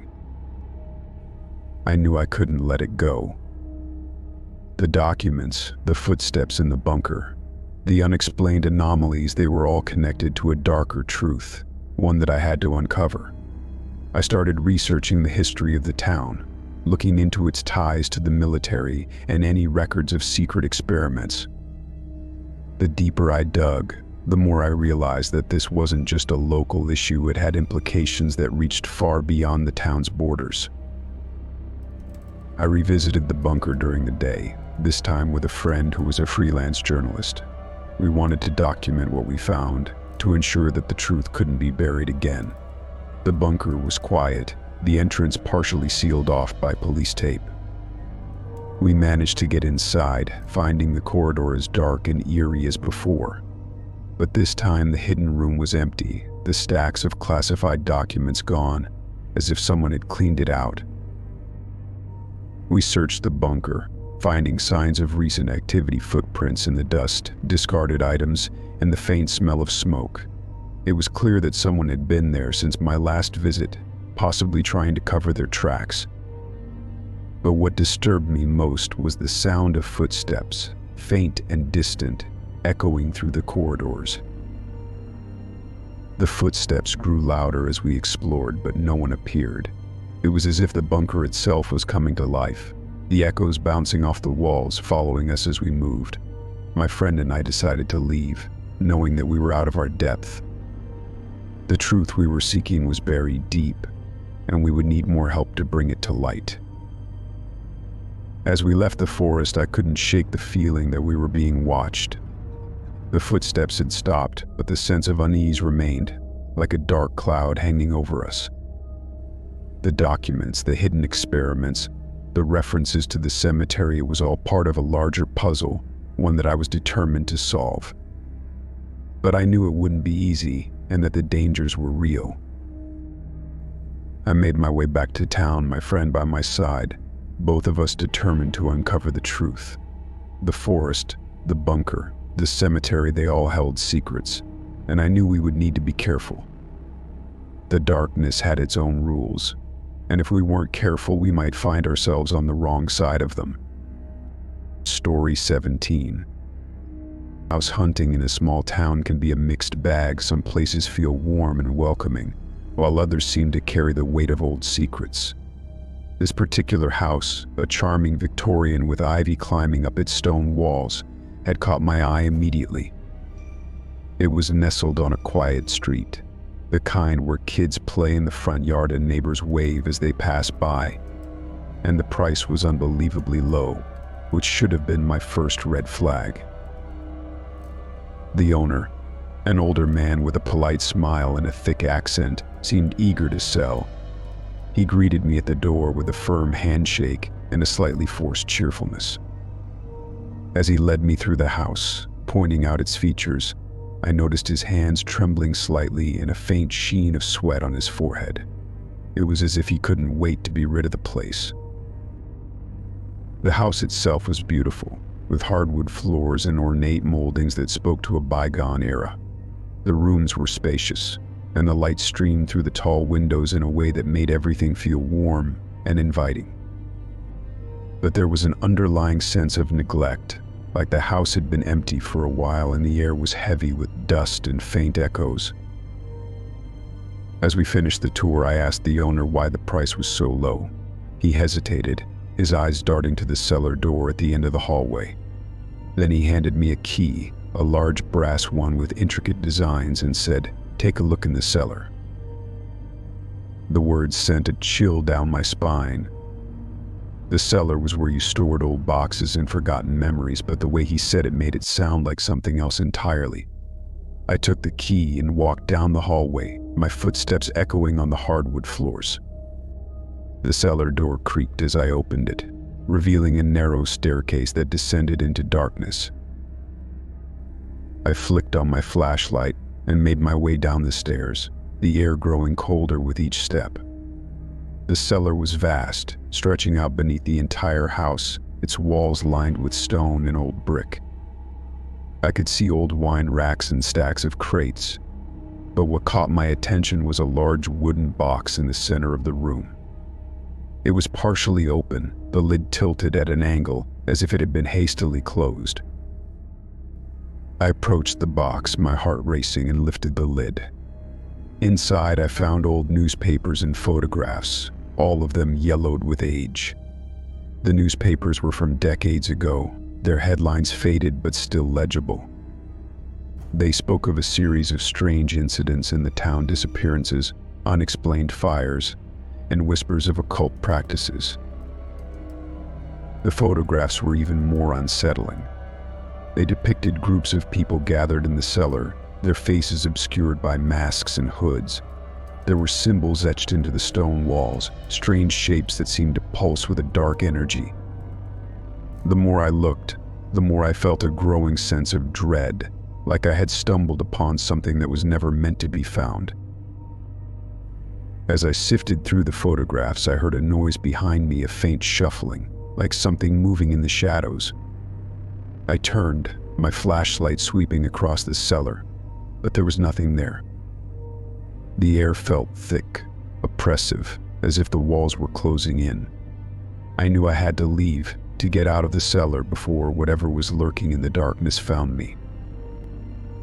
I climbed the staircase, each step feeling like a struggle against some unseen force. The cellar door slammed shut behind me, the sound echoing through the empty hallway. I found the owner waiting at the top of the stairs, his polite smile gone, replaced by a look of grim resignation. "So, do you still want the house?" he asked, his voice low and strained. I shook my head, handing back the key, and left without saying another word. As I walked back down the street, I couldn't shake the feeling that the cellar held more secrets than I had uncovered. The photographs, the symbols, the old newspapers, they were all pieces of a dark puzzle, one that I had no intention of solving. The small town, with its charming houses and friendly neighbors, suddenly felt cold and unwelcoming. I knew that I would never return to that house, and that whatever darkness lay hidden in the cellar would remain a mystery I was content to leave behind. Story 18. Late-night trains have a unique atmosphere: the rhythmic clatter of wheels on tracks, the dimly lit compartments, and the gentle swaying as the landscape passes by in the darkness. I was on one of these trains, a long-haul journey across the country, the kind where you settle into a compartment, and let the world outside blur into the night. It was past midnight, and most of the passengers were asleep, their silhouettes faint against the soft glow of reading lamps. I was in the observation car, enjoying the quiet and the view, when I noticed a strange smell. It was subtle at first, like something burning, but it grew stronger, becoming acrid and unpleasant. I thought it might be coming from the snack bar, perhaps something left in the oven too long. But as I walked through the train, the smell persisted, growing more intense as I approached the luggage compartment. It was a heavy, cloying scent that made my eyes water and my throat itch. I checked with the conductor, who was taking tickets a few cars back, but he shrugged it off. "Probably just a mechanical issue," he said, barely looking up from his clipboard. "We get those sometimes. If it gets worse, let me know." His nonchalance didn't sit well with me, but I decided to return to my compartment and try to sleep. I figured it was just one of those quirks of train travel, a small inconvenience that would be fixed at the next stop. But the smell lingered, filling the air with a sense of foreboding. About an hour later, the train slowed, coming to a halt at a small station in the middle of nowhere. It wasn't on the schedule, and there were no signs of a town or other passengers waiting on the platform. The sudden stop was jarring, waking those who had been asleep. People peered out of windows, confused and curious, murmuring questions among themselves.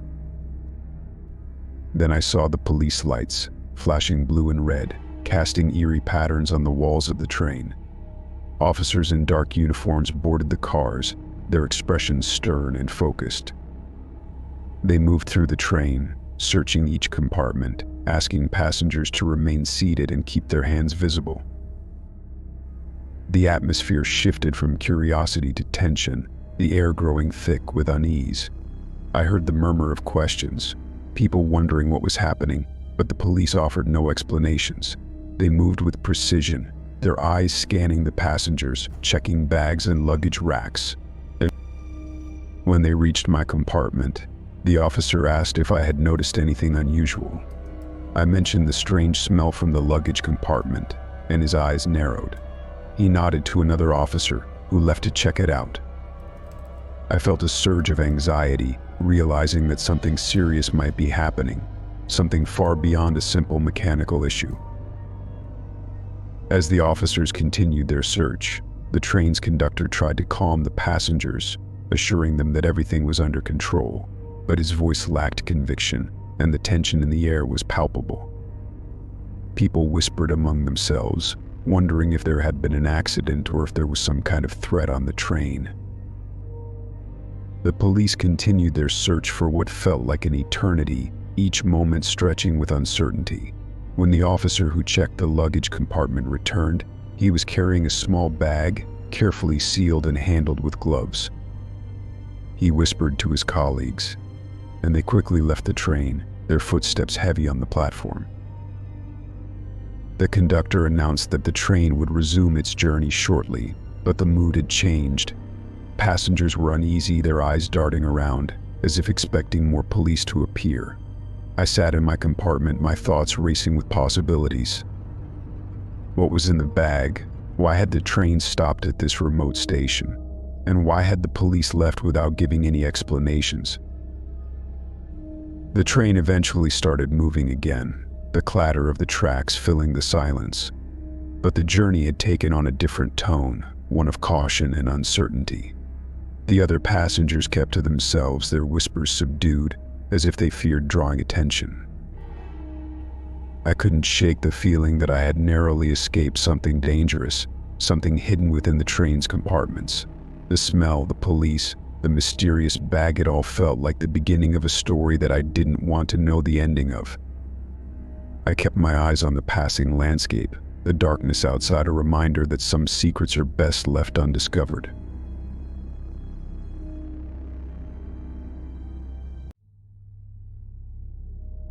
Story 19. Cleaning crime scenes isn't for the faint of heart. It requires a strong stomach and an even stronger sense of detachment. Over the years, I'd seen my share of grim scenes, each one more haunting than the last. But nothing prepared me for the remote cabin in the woods, where the crime was as gruesome as it was mysterious. The cabin was isolated, hidden deep in a forest where the trees loomed tall and the underbrush was thick. The drive there was long, the dirt roads barely navigable, and the remoteness only added to the sense of dread. When I arrived, the local sheriff met me at the entrance, his face pale and drawn. He didn't say much, just handed me a pair of gloves and a flashlight, then led me inside. The scene was brutal. Bloodstains covered the floor, splattered across the furniture and up the walls. The smell of decay hung heavy in the air, mingling with the scent of burnt wood from a long-dead fire. I had seen violent crime scenes before, but this one felt different, more deliberate, more ritualistic. I started my work, cleaning and sanitizing, trying to focus on the task at hand. But as I moved through the cabin, I noticed something that made me pause. There were symbols carved into the walls, intricate patterns that stretched from floor to ceiling. They were etched deep into the wood, each line precise and deliberate, forming a complex design that seemed to pulse with a dark energy. I recognized the symbols, their twisted shapes and jagged edges. I'd seen them before, at another crime scene miles away, in a rundown motel on the edge of town. That case had been equally disturbing, a violent attack with no clear motive, and the symbols had been carved into the walls there too. At the time, I hadn't thought much of it, just another grim detail in a gruesome scene, but now, seeing the same symbols in this remote cabin, I knew it couldn't be a coincidence. I asked the sheriff about the symbols, but he dismissed them as just some crazed ramblings. He seemed more focused on the physical evidence, the obvious signs of struggle, and the horrific aftermath. But I couldn't let it go. The symbols were too deliberate, too precise, and they felt like a message, a warning from someone or something with a darker purpose. As I continued cleaning, I took pictures of the symbols, capturing their intricate designs and the way they seemed to flow across the walls. I wasn't sure what they meant, but I knew they were important, a connection between two crime scenes that couldn't be ignored. The rest of the cleanup was uneventful, though the sense of unease lingered. The cabin felt oppressive, as if the walls themselves were watching me, the carved symbols taking on a life of their own. I finished my work and left, the sheriff thanking me for my efforts and assuring me they'd investigate further. But the symbols haunted me. I couldn't stop thinking about their meaning, about what they might represent. I showed the photos to a friend who was a researcher in ancient symbols and occult practices, hoping he might have some insight. He was intrigued but puzzled, saying he'd never seen anything quite like them before. I knew I had stumbled upon something larger than just a crime scene cleanup. The symbols, the connection between the two locations, and the ritualistic feel of the crime, all of it pointed to a deeper mystery, one that I felt compelled to uncover. I started researching similar cases, looking for patterns, for anything that might tie them together. The more I dug, the more I realized that these weren't isolated incidents. There were reports of similar symbols appearing at crime scenes across the state, each one with a level of violence that suggested a ritualistic motive. It was as if someone or some group was sending a message, one that only a few could understand. I knew I had to be careful, to watch my back, because the symbols felt like a warning. The remote cabin in the woods was just the beginning, the first piece of a puzzle that would lead me down a dark and dangerous path. But I was determined to find out what it all meant, to uncover the truth behind the patterns and the crimes they accompanied. Story 20. The small coastal town was the kind of place where everyone seemed to know each other, where the scent of salt water mixed with the aroma of fried seafood from the local shacks. I was there for a weekend getaway, hoping to enjoy the beach and the peaceful ambience. It was a quiet evening, the sun setting over the horizon, casting a warm glow across the docks. That's when I met the old fisherman, a grizzled man with weathered skin and a beard that looked like seaweed. He was sitting on a bench by the pier, mending a fishing net and humming an old sea shanty. We struck up a conversation, talking about the best spots to fish and the history of the town. His stories were vivid, filled with tales of storms and daring rescues, but one story stood out: a shipwreck from decades ago that had become the stuff of local legend. According to the fisherman, the ship was a trading vessel, carrying a fortune in valuables from distant lands. A sudden storm had struck and the ship had run aground on the rocks just offshore. The crew managed to escape, but the captain had stayed behind, determined to hide a chest filled with treasures somewhere in the town. The storm eventually took the ship, dragging it to the bottom of the sea, and the chest was never found. I was intrigued, asking the fisherman if he knew where the captain might have hidden the chest. He leaned in, lowering his voice, and said he believed it was somewhere in the old lighthouse at the edge of town. The lighthouse had been abandoned for years, its light long extinguished, but locals still whispered about strange lights seen in its windows at night. I asked the fisherman if he could take me to the lighthouse, but he shook his head, a hint of fear in his eyes. "It's not a place to go after dark," he said, his voice almost a whisper. "Strange things happen there. People who go in don't always come out." I wanted to know more, to ask him what he meant by strange things, but before I could, a group of tourists approached, and the fisherman turned his attention to them. I thanked him for the story and headed back to my hotel, planning to visit the lighthouse the next day. The following morning, I returned to the pier to look for the fisherman, hoping to get more details about the shipwreck and the hidden chest, but he was nowhere to be found. I asked around, describing him to the locals, but nobody seemed to know who I was talking about. It was as if he'd vanished without a trace, his presence erased from the town's memory. I was puzzled, wondering if the fisherman had been a figment of my imagination, a ghostly figure conjured by the sea. But I couldn't shake the feeling that his story was true, that the shipwreck and the hidden chest were more than just local legend. I decided to visit the lighthouse, to see for myself if there was any truth to his words. The lighthouse stood on a rocky outcrop, its once white walls now gray and weathered. The path leading to it was overgrown, and the wind whipped through the tall grass as I made my way to the entrance. The door was ajar, the hinges rusted, and a sense of foreboding hung in the air. Inside, the lighthouse was dark and decrepit. The stairs creaked as I climbed, each step echoing in the empty tower. As I reached the top, I found the old lantern room, its glass panes cracked and covered in grime. But what caught my attention was a small alcove in the wall, partially hidden by a pile of debris. I cleared away the rubble and found an old chest, its wood splintered and rotting, but still intact. My heart raced as I opened it, revealing a collection of old coins, jewelry, and other trinkets. It was the hidden chest the fisherman had mentioned, the one the captain had buried in the town decades ago. But as I stood there, examining the contents, I heard a faint whisper in the wind, a voice that seemed to come from the sea. It was the fisherman's voice, his words haunting and cryptic. "You shouldn't have come here," he said, his voice carrying on the breeze. "Some secrets are best left buried."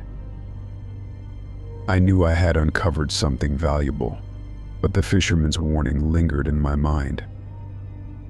The lighthouse, the shipwreck, the hidden chest, they were all part of a story that had taken a dark turn. I left the lighthouse, the wind howling as I descended the stairs, and returned to the town with the chest in hand. But I knew I would never forget the old fisherman, his mysterious disappearance, and the secrets he had left behind. Story 21. Volunteering at an animal shelter was one of the highlights of my week. The wagging tails, the playful purrs, and the sheer joy that the animals brought to everyone around them made the hard work worthwhile. The shelter was always bustling during the day, filled with people adopting pets and volunteers caring for the animals. But at night, it was a different story. The lights were dimmed, and the shelter became eerily quiet, the cages empty except for the occasional rustling of bedding. One night I stayed late to help with an event, cleaning up after a busy day. As I walked through the shelter, double-checking that all the cages were locked and the animals settled, I noticed something odd. Several cages in the back section had been left open, their doors swinging gently. At first, I thought someone had forgotten to lock them, but then I realized that the animals inside were missing. I felt a chill run down my spine. It wasn't like the animals to wander off, especially not from the back section, where the more anxious and less social ones were kept. I called out, hoping to hear the familiar sounds of barking or meowing, but the shelter was silent. I checked with the night staff, asking if they'd seen anyone or noticed anything unusual. They shrugged, suggesting that maybe the animals had slipped out when the staff went home. But the explanation didn't sit well with me. These animals weren't the type to roam. They were scared, often recovering from trauma. Something was wrong, and I had to find out what. I decided to review the security footage, hoping to catch a glimpse of what had happened during the night. The shelter had cameras positioned throughout, including the back section where the cages were now empty. As I watched the footage, the timestamps moving slowly through the night, I saw the shelter's familiar shapes and shadows. But then, just past midnight, a dark figure appeared on the screen. At first, it was just a blur, a shadow that seemed to drift between the cages. But as I watched, I realized that its movements were unnatural, almost fluid, like it was gliding rather than walking. The shape was indistinct, lacking clear edges or definition, but it was unmistakably inhuman. It moved from cage to cage, each time pausing for a moment, and then the cage door would open, the animal inside disappearing into the darkness. I felt a surge of fear, my heart racing as I watched the footage. This wasn't a typical break-in, and it wasn't a prank. The figure's movements were deliberate, each action smooth and controlled, as if it knew exactly what it was doing. It opened the cages with ease, its dark form slipping through the shadows without making a sound. I called the shelter's manager, waking him in the middle of the night, and explained what I had seen. He was skeptical at first, suggesting that maybe the footage was distorted or there was a technical glitch. But when he arrived and watched the footage, he couldn't deny what he saw. The dark figure, the open cages, the missing animals, it was all too real. The manager called the police, and they arrived shortly after, their presence bringing a sense of urgency to the shelter. They took statements, asked questions, and reviewed the security footage. But even they seemed puzzled by what they saw, the inhuman shape and its eerie movements defying explanation. The police launched an investigation, searching the surrounding area for any sign of the missing animals or the dark figure from the footage. But they found nothing. No footprints, no signs of forced entry, just the empty cages and the unsettling footage. It was as if the dark figure had vanished into thin air, leaving no trace behind.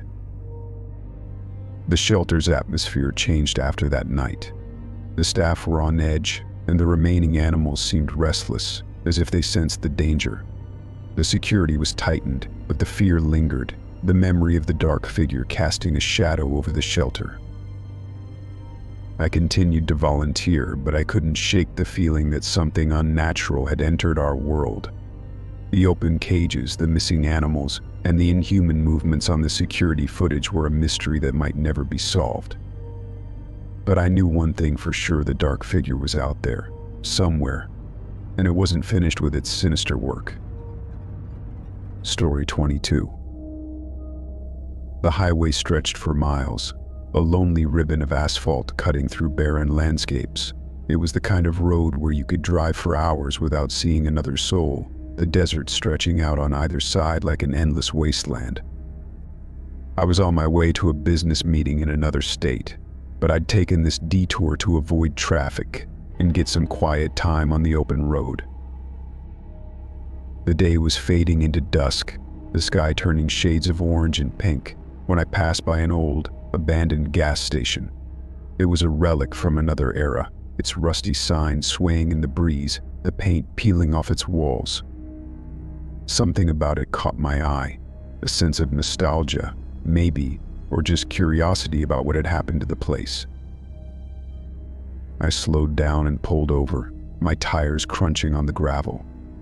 The gas station looked like it hadn't been used in years, the windows boarded up, and the pumps covered in dust and cobwebs. But as I got out of my car, I felt a strange pull, like something was drawing me inside. The door creaked as I pushed it open, the hinges groaning with age. The interior was dark, the faint light from the setting sun casting long shadows across the floor. I stepped inside, my footsteps echoing in the empty space. The walls were lined with old shelves, some of them collapsed under the weight of years of neglect. The air was musty, filled with the scent of decay and forgotten memories. As I walked through the gas station, I noticed a pile of newspapers on the floor, tucked into a corner near the back. They looked out of place, not like the rest of the decaying debris. I picked one up, brushing off the dust, and my eyes widened when I saw the date it was from just a few days ago. The headline read, "Person missing in this area." I grabbed another newspaper, then another, each one with the same headline, each one detailing a different disappearance. The stories were all similar: people who had been traveling through the area, who had stopped for gas or to rest, and who had vanished without a trace. The articles mentioned search parties and police investigations, but no leads, no clues as to what had happened to them. A chill ran down my spine as I flipped through the newspapers, each one filled with stories of missing people. I wondered why they were here, in this abandoned gas station, far from the nearest town. It felt like a warning, a message for those who ventured into this desolate stretch of highway. I decided to leave, the sense of unease growing with each passing moment. But as I turned to go, I heard a noise from the back of the gas station, a faint shuffling, like someone or something was moving in the darkness. I froze, my heart racing, my instincts telling me to run. The shuffling grew louder, more deliberate, like someone was approaching. I backed away, my steps cautious, my eyes scanning the shadows for any sign of movement. But the gas station was silent again, the only sound my own breathing, heavy and uneven. I knew I couldn't stay, not after what I'd found, not with the headlines repeating in my mind, "Person missing in this area." I left the gas station, the door slamming shut behind me, the echo reverberating through the empty highway. The sky was darker now, the sun a distant memory, and the landscape seemed even more desolate. I got into my car and drove, my headlights cutting through the darkness, the road stretching out before me like a lifeline. The rest of the drive was filled with a sense of urgency, the memory of the abandoned gas station and its ominous newspapers haunting me. I kept checking my mirrors, half expecting to see someone or something following me down the highway. But there was nothing, just the empty road and the distant howl of the wind. When I reached the next town, I stopped at a small diner and called the local authorities, reporting what I had found. The dispatcher seemed concerned but not surprised, as if the disappearances were becoming a common occurrence. I knew I had done the right thing, but the fear lingered, the feeling that I had narrowly escaped something dark and dangerous. I never took that stretch of highway again, and I avoided driving at night whenever I could. The abandoned gas station, the newspapers with their chilling headlines, it was all too much to forget. The desolate roads held their secrets, and I knew I was lucky to have escaped without becoming another story in the headlines.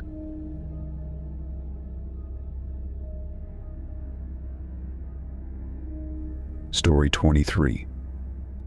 House sitting for a wealthy family seemed like an easy gig.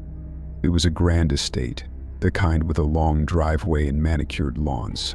The owners were out of town for a few weeks, and my job was to water the plants, feed the pets, and make sure the place didn't fall into disarray.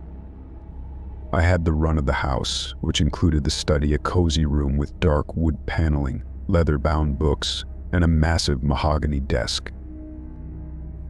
The study was my favorite spot. It had an air of mystery, filled with old artifacts and curiosities. But there was one thing that always caught my eye: a drawer in the desk, locked tight with a heavy padlock. The rest of the desk was accessible, but that drawer was off limits. Naturally, my curiosity was piqued. One evening, after a day of watching movies and lounging by the pool, I decided to explore the study more thoroughly. The locked drawer was an itch I couldn't scratch, a puzzle begging to be solved.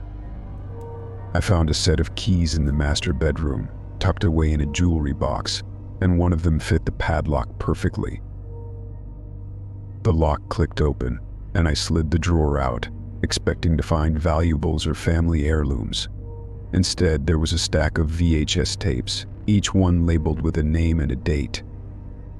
The names were familiar; they belonged to the family members who owned the house, but the dates ranged from years ago to the present day.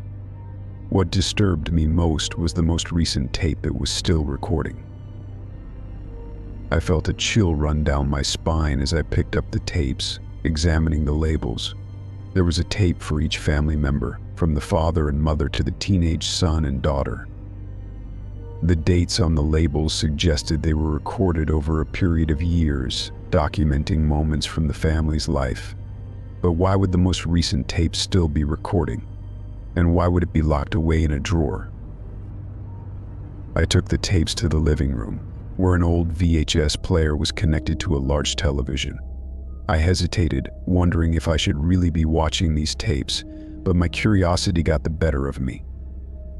I loaded the first tape, one labeled with the father's name, and pressed play.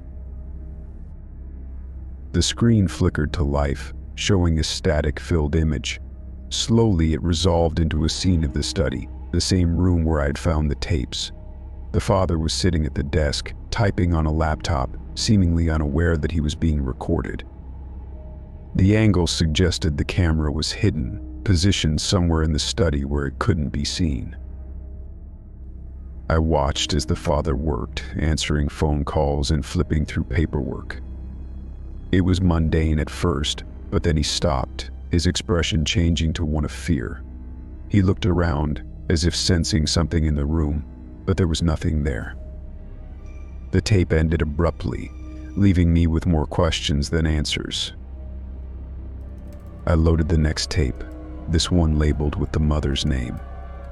It showed her in the kitchen, preparing dinner, but again, there was a sense of unease. She glanced over her shoulder repeatedly, as if expecting someone to appear. The same pattern emerged: normal activities, followed by sudden moments of fear or suspicion. I continued through the tapes, each one showing a different family member in their own setting: the son playing video games, the daughter talking on her phone, but each time, there was a moment of tension, a sense that they were being watched.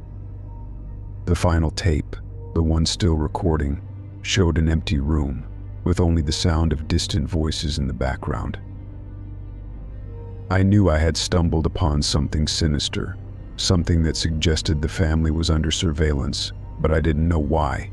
The tapes, the hidden cameras, the locked drawer, it all pointed to a secret that the family didn't want anyone to know. But who was recording these tapes, and why were they hidden away, out of sight? I decided to call the family, to tell them what I'd found, but there was no answer. Their phones went straight to voicemail, as if they were out of range or intentionally ignoring calls. The sense of isolation grew, the mansion feeling less like a home and more like a fortress, each room hiding its own secrets. I knew I had to leave, to get out of the house before whatever was happening reached me. I packed my things, grabbing the tapes, and headed for the front door. But as I reached for the handle, I heard a faint noise from the study, the sound of someone moving through the room. I turned, my heart racing, but the house was silent, the only sound my own rapid breathing. I left the mansion, the tapes clutched tightly in my hands, the fear following me down the driveway. I knew I had uncovered something dangerous, something that threatened not just the family but anyone who got too close. The tapes were the key to a mystery, but the deeper I dug, the more I realized that some secrets were best left locked away. Story 24. Working the night shift as a guard at a correctional facility wasn't glamorous, but it had its moments of excitement. The place was massive, a sprawling complex of concrete and steel, with corridors that seemed to stretch on forever. The night shift was typically quiet. Most of the inmates were locked in their cells, and the occasional noise was usually just the result of restlessness or boredom. But on this particular night, something felt off. The air was thicker, the shadows darker, and the usual sounds of the facility seemed muted. My rounds took me through various sections of the facility, each one with its own atmosphere. The older parts were the creepiest, with rusted bars and outdated equipment that hadn't been used in years. The execution chamber was one of those places, a relic from a darker time. It had been closed for years, ever since the state abolished capital punishment, but the chamber still stood, a silent reminder of the past. As I walked through the corridor near the execution chamber, I heard a faint whispering. At first I thought it was my imagination, the wind playing tricks with the old ventilation system. But the whispers grew louder, more distinct, as if someone or something was speaking just beyond the chamber's heavy metal door. I hesitated, my flashlight casting erratic beams of light on the walls. The whispering was coming from inside the execution chamber, a place that hadn't been used in years. I felt a chill run down my spine as I approached the door, my hand hovering over the handle. The whispers were too faint to make out, but they had a rhythm, a cadence that suggested they were more than just random noise. I took a deep breath and opened the door. The chamber was dark, the only light coming from my flashlight. The air was musty, filled with the scent of old stone and decaying metal. But what caught my attention was the small candle burning on the floor, its flame flickering, as if disturbed by a breeze. Next to the candle was a piece of paper, its edges singed and curling from the heat. I picked up the paper, my heart racing as I saw what was written on it.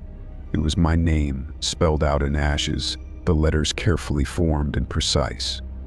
I felt a surge of fear, the whispering in the background growing louder, like a chorus of voices rising from the walls. It was as if the chamber itself had come to life, the ghosts of the past returning to deliver a message. I backed out of the chamber, my hands trembling, the paper clutched tightly in my grip. The whispers followed me, growing more intense, as if they were angry that I'd interrupted them. I shut the door and bolted it, my breath coming in shallow gasps. I knew I had to leave, to get out of that section of the facility before whatever was in the execution chamber found me. I radioed for backup, my voice shaking as I explained what I'd found. The other guards arrived quickly, their flashlights casting long beams down the corridor. I showed them the paper with my name written in ashes, and they exchanged uneasy glances. The whispering had stopped, the corridor falling silent, but the fear lingered. We checked the security footage, hoping to find some explanation for the candle and the paper, but the cameras showed nothing unusual. It was as if the execution chamber had always been empty, the candle and the whispers existing only in my mind. But I knew what I'd seen, what I'd heard, and I couldn't dismiss it as a hallucination. The rest of the night was tense, the other guards keeping a close watch on the corridor near the execution chamber. No one else heard the whispers, and the candle was gone by morning, leaving no trace of its existence. The paper with my name in ashes was the only evidence, a chilling reminder that something strange had happened in that chamber. I knew I couldn't stay on the night shift, not after what I'd experienced. The whispers, the candle, the piece of paper with my name, they were all signs that the past had come back to haunt the facility. I requested a transfer to the day shift, hoping that the light of day would dispel the shadows that had gathered in the old execution chamber. But I knew that some shadows were too dark to be erased, and the memory of that night would stay with me forever. Story 25. Being a courier was supposed to be straightforward: pick up packages, drop them off, and repeat until the day was done. I liked the job because it gave me freedom, time on the road, and the occasional conversation with a grateful customer. But one day, everything changed with a single package that wasn't on my delivery list. I was at the warehouse, sorting through my deliveries, when I noticed a small box among the stacks of packages. It was nondescript, wrapped in plain brown paper, but what caught my eye was the label: no address, just my name written in bold, black letters. I checked with the dispatcher to see if it was a mistake, but he just shrugged and said it might be a personal delivery. Curiosity got the better of me, and I took the package with me as I went about my rounds. I thought about opening it right away, but I decided to wait until I had some time to myself. As I drove through the city, the box sat on the passenger seat, its presence a constant reminder of the unknown. By the end of the day, I found a quiet spot to park and opened the package. Inside was a stack of old photographs, each one yellowed with age. They showed people I didn't recognize, strangers in various settings, some in casual poses, others more formal. I sifted through the photos, trying to find a connection, but nothing made sense. Then I found the last photograph. It was more recent, the colors still vibrant, but what disturbed me was the date written on the back. It was today's date. And the image itself showed my face, clear as day, standing on a street corner I didn't recognize. I was looking away from the camera, seemingly unaware that the photo was being taken. My heart raced as I examined the photograph. How could this be? I hadn't been to that street corner, and yet there I was, captured in the image as if someone had been following me.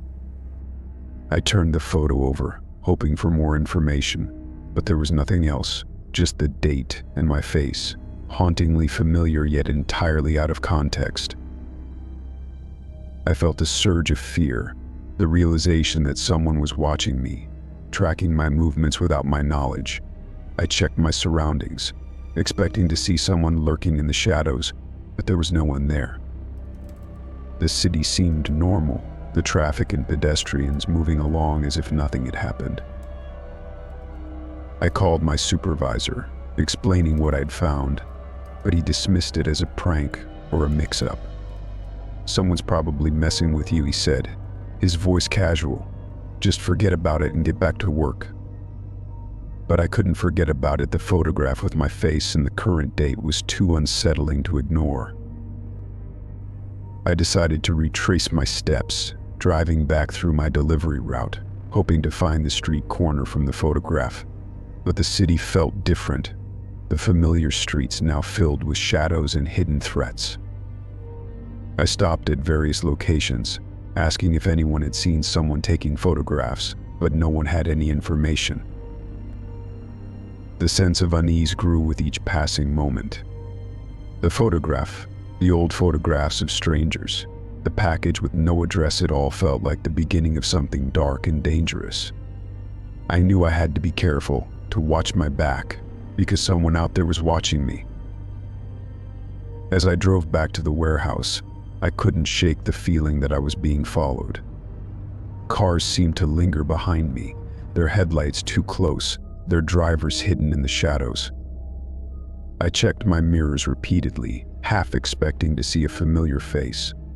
But there was nothing, just the relentless flow of traffic. When I returned to the warehouse, I handed the package to my supervisor, telling him I didn't want it anymore. He took it with a smirk, as if I were overreacting, but I didn't care. The photograph with my face, the stack of old photographs, it was too much, too eerie, like a warning of something yet to come. I knew I had to be vigilant, to stay on high alert, because the package with my name and the photograph with my face suggested that someone was watching, someone who knew more about me than I was comfortable with. The city had changed, the familiar streets now filled with unseen threats, and I had to be careful not to become the next photograph in someone else's collection. Story 26. The fire at the old hotel was devastating. Flames had engulfed the building, reducing what was once a grand landmark to a smoldering heap of rubble. I was part of the investigative team tasked with determining the cause of the fire and looking for any evidence of foul play. The hotel had been abandoned for years, but its history was rich, filled with stories of glamorous guests and scandalous events. The scene was chaotic, firefighters still dousing hotspots, smoke lingering in the air, and emergency personnel combing through the wreckage. As I walked through the charred remains, I couldn't help but feel a sense of loss, the echoes of a bygone era now reduced to ashes. The hotel had been undergoing renovations when the fire broke out, and the construction materials had added fuel to the flames. The fire department suspected it was accidental, perhaps a spark from a welder's torch, but my instincts told me there was more to the story. The damage was extensive, the destruction too thorough to be a simple mishap. I made my way to the hotel's basement, where the fire had burned hottest. The walls were blackened, the floor covered with debris and broken glass. As I sifted through the rubble, I noticed a section of the floor that seemed hollow. I tapped it with my boot, and the sound confirmed my suspicion there was a hidden room beneath the floor. With the help of the firefighters, I cleared away the debris and found a trapdoor, partially hidden by fallen beams. It took some effort, but we pried it open, revealing a narrow staircase that led down into darkness. The air was thick with smoke, but I could feel a draft from below, suggesting there was more to the hidden room than met the eye.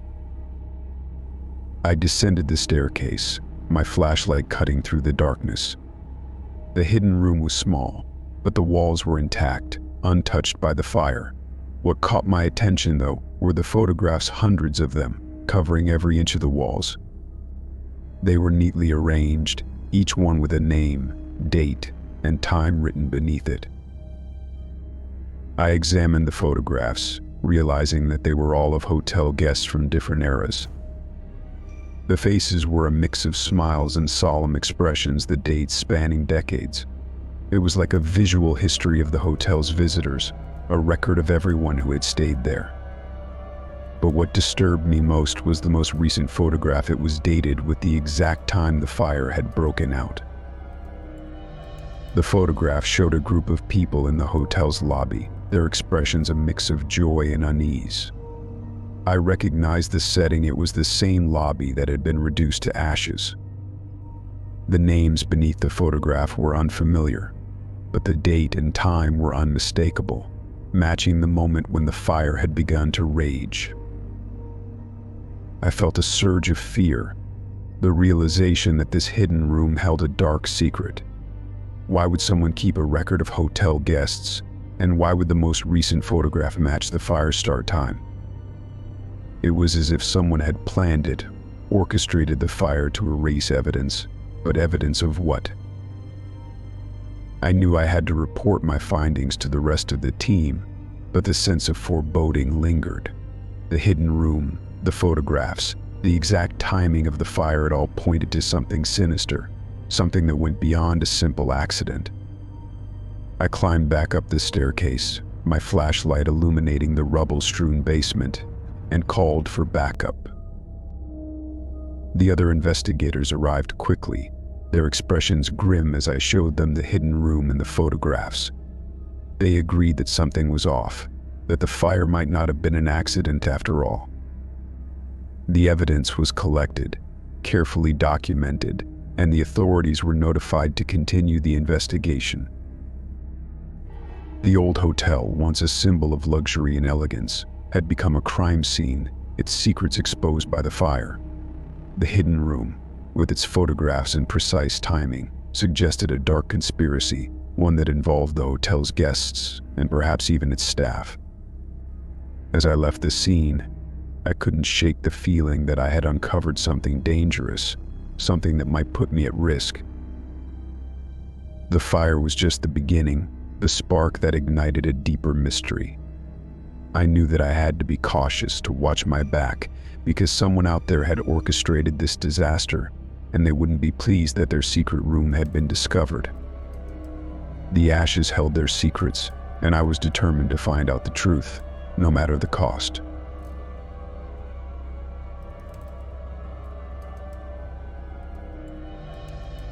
Story 27. Running the night shift at a hotel can be a lonely job.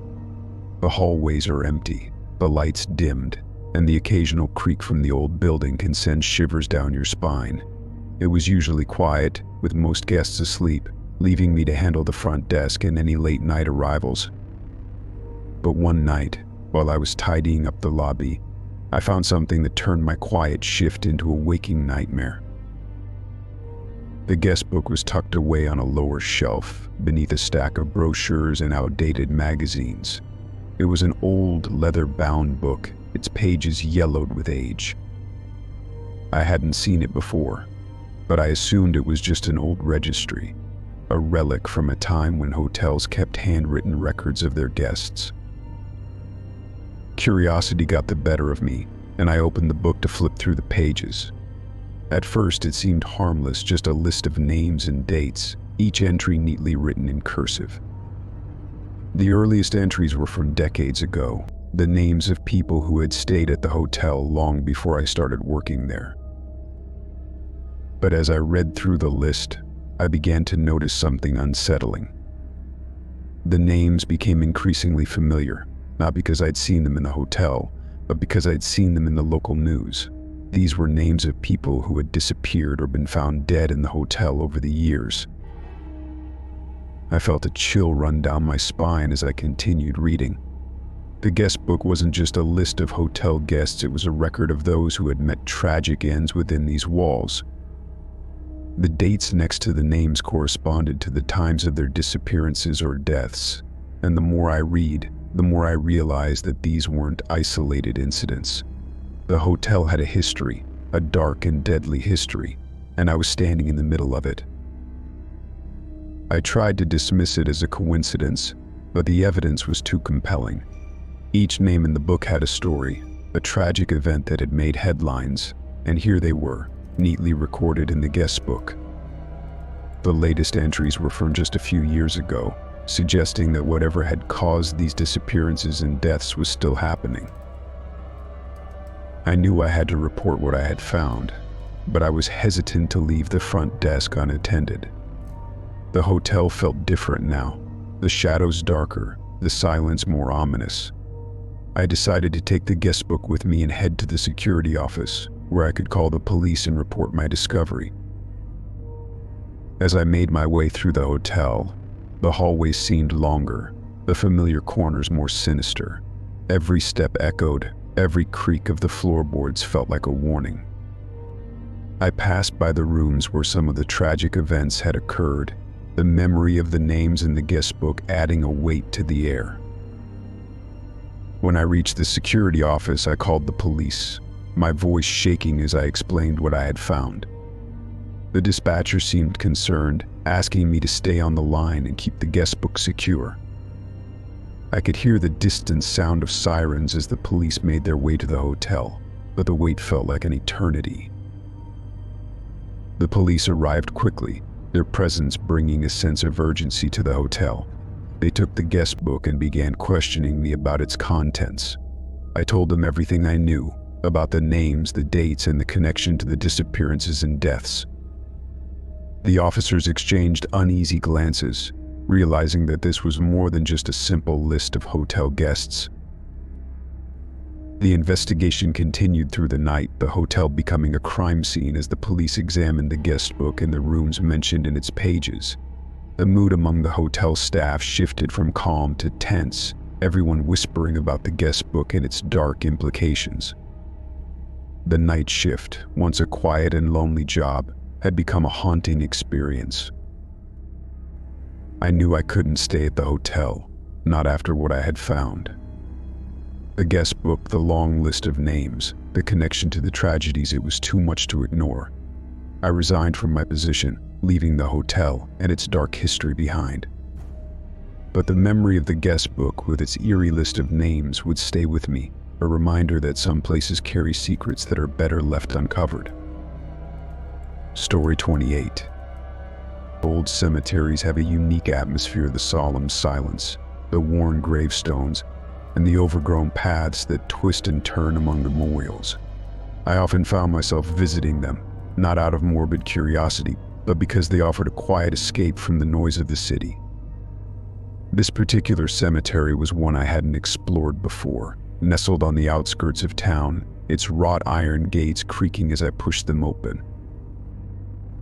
The cemetery was a mix of old and new, with ancient stones covered in moss and newer ones gleaming in the afternoon sun. As I wandered among the graves, reading the inscriptions and reflecting on the lives that had come and gone, I noticed a gravestone that seemed out of place. It was a simple stone, unremarkable at first glance, but what caught my attention was the date engraved on it. The date hadn't yet passed. I did a double take, thinking it must be a mistake or a trick of the light. But as I moved closer, I saw it clearly. The date was in the future, a few weeks from now. The name on the stone was familiar, though I couldn't place it at first. It was a common name, one I'd heard before, but it took a moment for me to connect the dots. I pulled out my phone and did a quick search, trying to find out more about the person buried beneath this stone. What I found was both unsettling and confusing. The name belonged to someone who had died years earlier. The obituary mentioned an accident, a tragic event that had claimed their life, but the date on the gravestone didn't match. It was listed as their birth date, not their death date.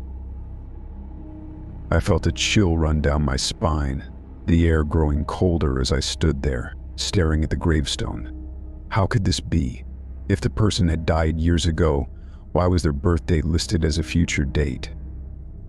It was as if the stone had been changed, the inscription altered to create a deliberate mystery. I looked around the cemetery, expecting to see someone watching me, someone who might explain the discrepancy. But the place was deserted, the only sounds the distant rustling of leaves and the occasional call of a bird. The gravestone stood alone, a haunting reminder that the past could sometimes refuse to stay buried. I decided to investigate further, to find out if this was a mistake or something more sinister. I visited the cemetery's caretaker, an old man with a weathered face and a gruff demeanor.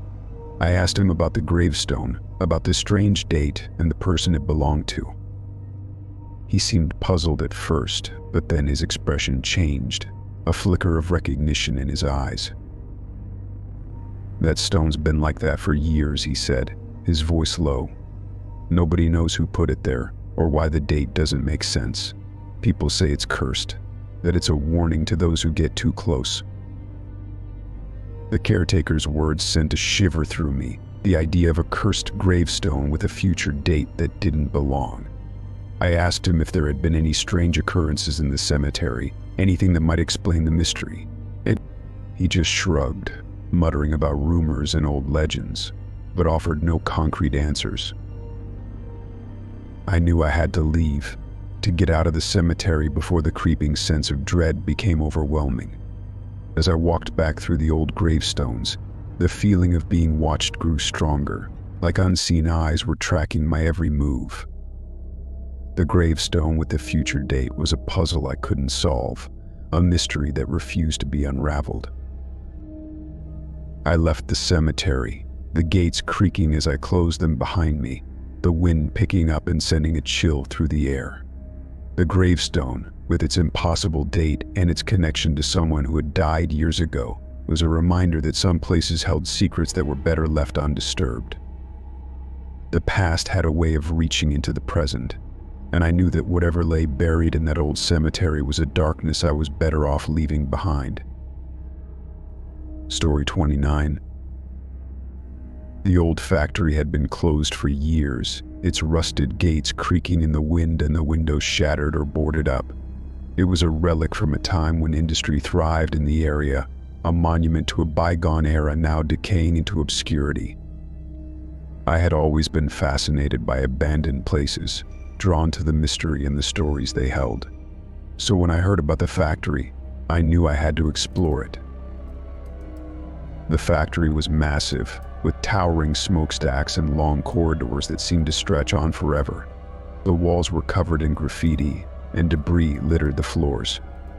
I entered through a broken window, my footsteps echoing in the cavernous space. The air was thick with dust, and the occasional creak from the old machinery added to the eerie atmosphere.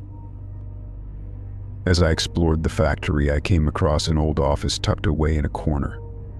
The door was ajar, and inside I found a desk covered with papers and stacks of old documents. It looked like the office had been abandoned in a hurry, with files left open and chairs overturned. But what caught my attention was a stack of letters, carefully tied together with twine. I picked up the stack and began reading through the letters. Each one was from a different person, but they all mentioned the same thing: a hidden room in the factory where something terrible had happened.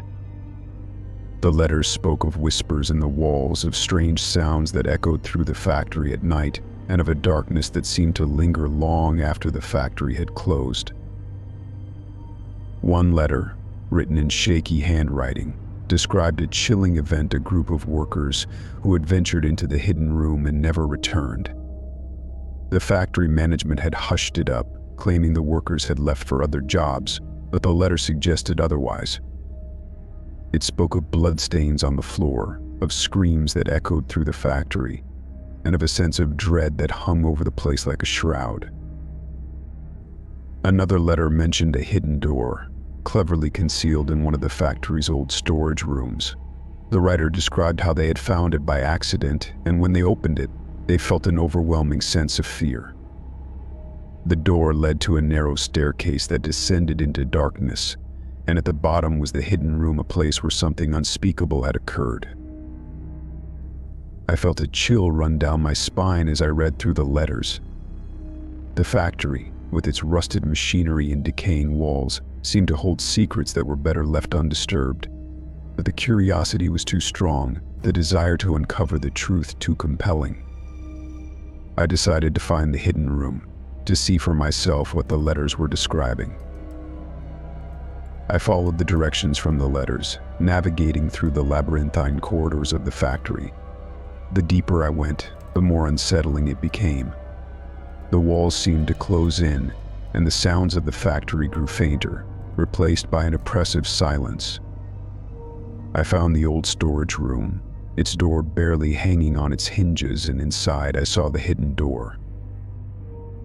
The door was made of heavy metal, with a large latch that had rusted over time. It took some effort to pry it open, but eventually it creaked ajar, revealing the narrow staircase described in the letter. The air was colder down here, the walls damp and slick with moisture. I descended the staircase, my flashlight casting long shadows in the darkness. At the bottom I found the hidden room. It was small, with bare concrete walls and a single flickering light overhead. The floor was stained, dark in patches that suggested something violent had happened here. The sense of dread was overwhelming, the whispers from the letters seeming to come to life in the dark corners of the room. I knew I had to leave, to get out of the factory before whatever had happened in this hidden room reached me. The letters, the hidden room, the stories of tragedy and loss, they were all signs that this place held a darkness that was better left undisturbed. I climbed back up the staircase, my heart racing, and left the factory behind. As I walked away from the factory, the distant sound of sirens filled the air, a reminder that some places are best left alone. The stack of letters, with their haunting tales of the hidden room and the terrible events that had occurred, was a stark reminder that the past sometimes refuses to stay buried. The factory, with its decaying walls and hidden secrets, was a place I would never return to. Story 30. Exploring old mansions had always fascinated me.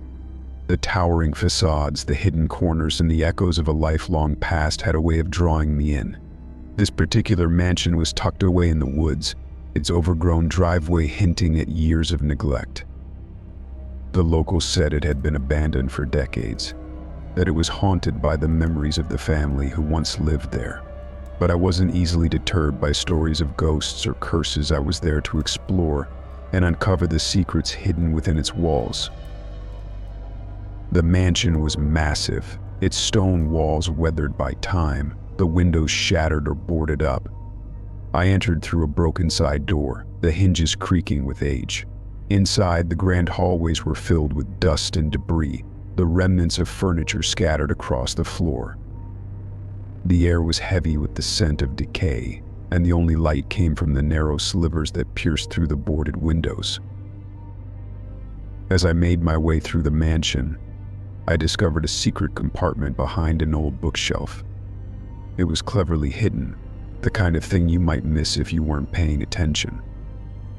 The compartment was small, just large enough to hold a collection of journals, each one bound in leather and marked with a different year.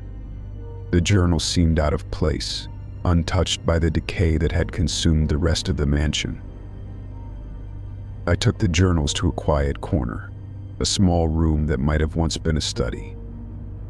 The first few entries detailed the daily life of the family who had lived in the mansion, their routines, their gatherings, and the occasional mention of local events.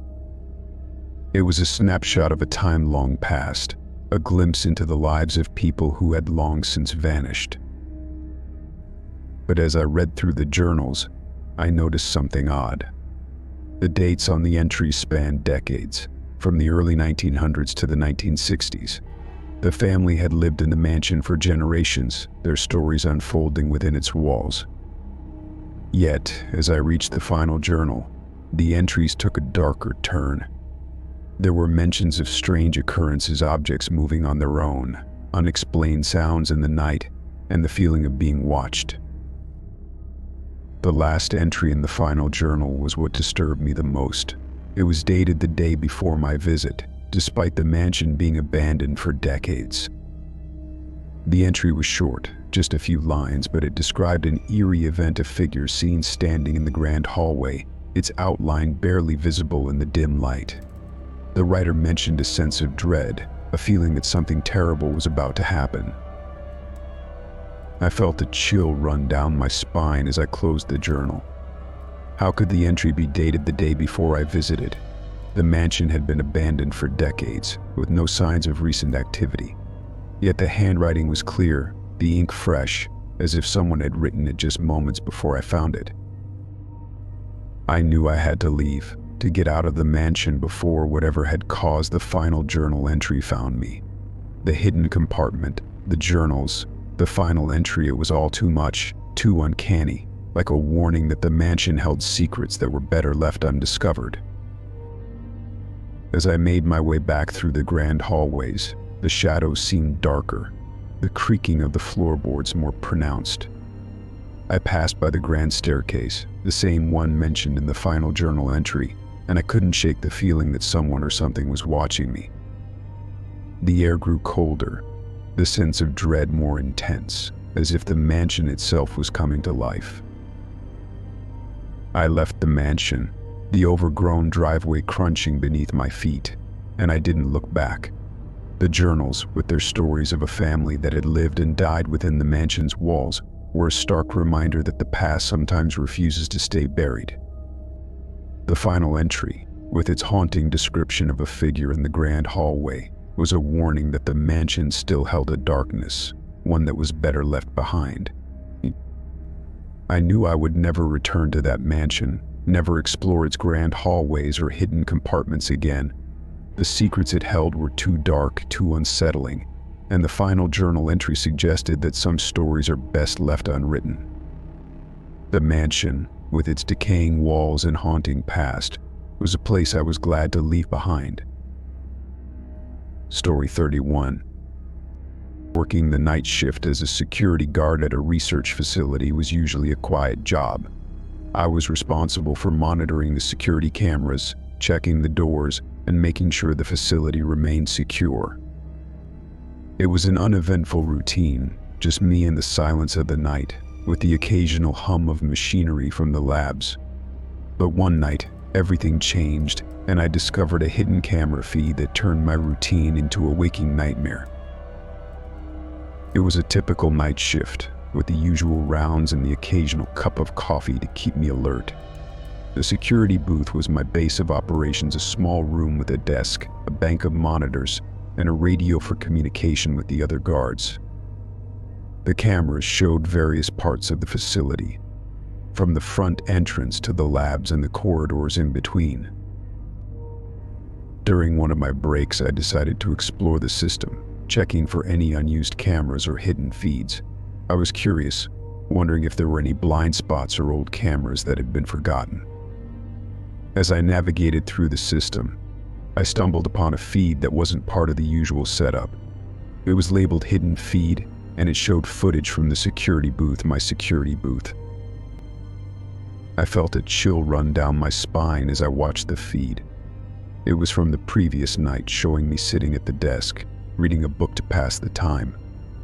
The footage seemed ordinary at first, just me going about my usual routine. But then I saw something that made my heart race. There was someone standing behind me in the booth, a shadowy figure that seemed to appear out of nowhere. I froze, my hands trembling as I rewound the footage, hoping to find some explanation. The figure was indistinct, just a shadow in the corner of the frame, but it was unmistakable. It stood there for a few moments, watching me, then slowly backed away and vanished into the darkness. I checked the security logs, but there was no record of anyone entering the facility that night, no visitors, no late-night staff, nothing. And panic set in as I realized that someone had breached security without leaving a trace. I checked the other camera feeds, hoping to find any sign of the intruder, but there was nothing. The facility was empty, the corridors silent, and the only person in the booth was me. But the hidden feed showed otherwise, showed someone standing behind me without my knowledge. I called my supervisor, my voice shaking as I explained what I'd found. He seemed puzzled, asking me if I was sure I hadn't just imagined it. I insisted that the footage was real, that someone had been in the facility without being detected. He promised to send backup and told me to stay put until they arrived. The wait felt like an eternity, the silence in the facility growing more oppressive with each passing moment. I kept my eyes on the monitors, expecting the shadowy figure to reappear, but the screens showed nothing but empty corridors and darkened labs. I checked the security booth, the corners where the figure had stood, but there was no sign of anyone else. When the backup guards arrived, we searched the facility, checking every room and corner, but found nothing. The facility was secure, and there was no evidence of forced entry or tampering with the cameras. It was as if the shadowy figure had never been there, as if it had vanished into thin air. The incident left me unnerved. The hidden camera feed is a stark reminder that the facility held its own secrets. The shadowy figure, the breach in security, the lack of any record, it all pointed to something beyond my understanding. I knew I had to be cautious, to stay on high alert, because someone out there knew how to move through the facility without being detected. I asked my supervisor about the hidden feed, but he claimed not to know anything about it. The whole situation felt like a puzzle with missing pieces, each question leading to more uncertainty. I knew I couldn't stay on the night shift, not after what I'd seen. The shadowy figure, standing behind me in the booth, was a haunting reminder that some things lurk in the shadows, waiting for the right moment to strike. I transferred to the day shift, where the light of day offered some comfort, but the memory of the hidden camera feed lingered. The research facility, with its dark corners and hidden feeds, It was a place where the line between reality and nightmare could easily blur. I was glad to leave the night shift behind, but I knew that the shadowy figure was out there, somewhere, watching and waiting.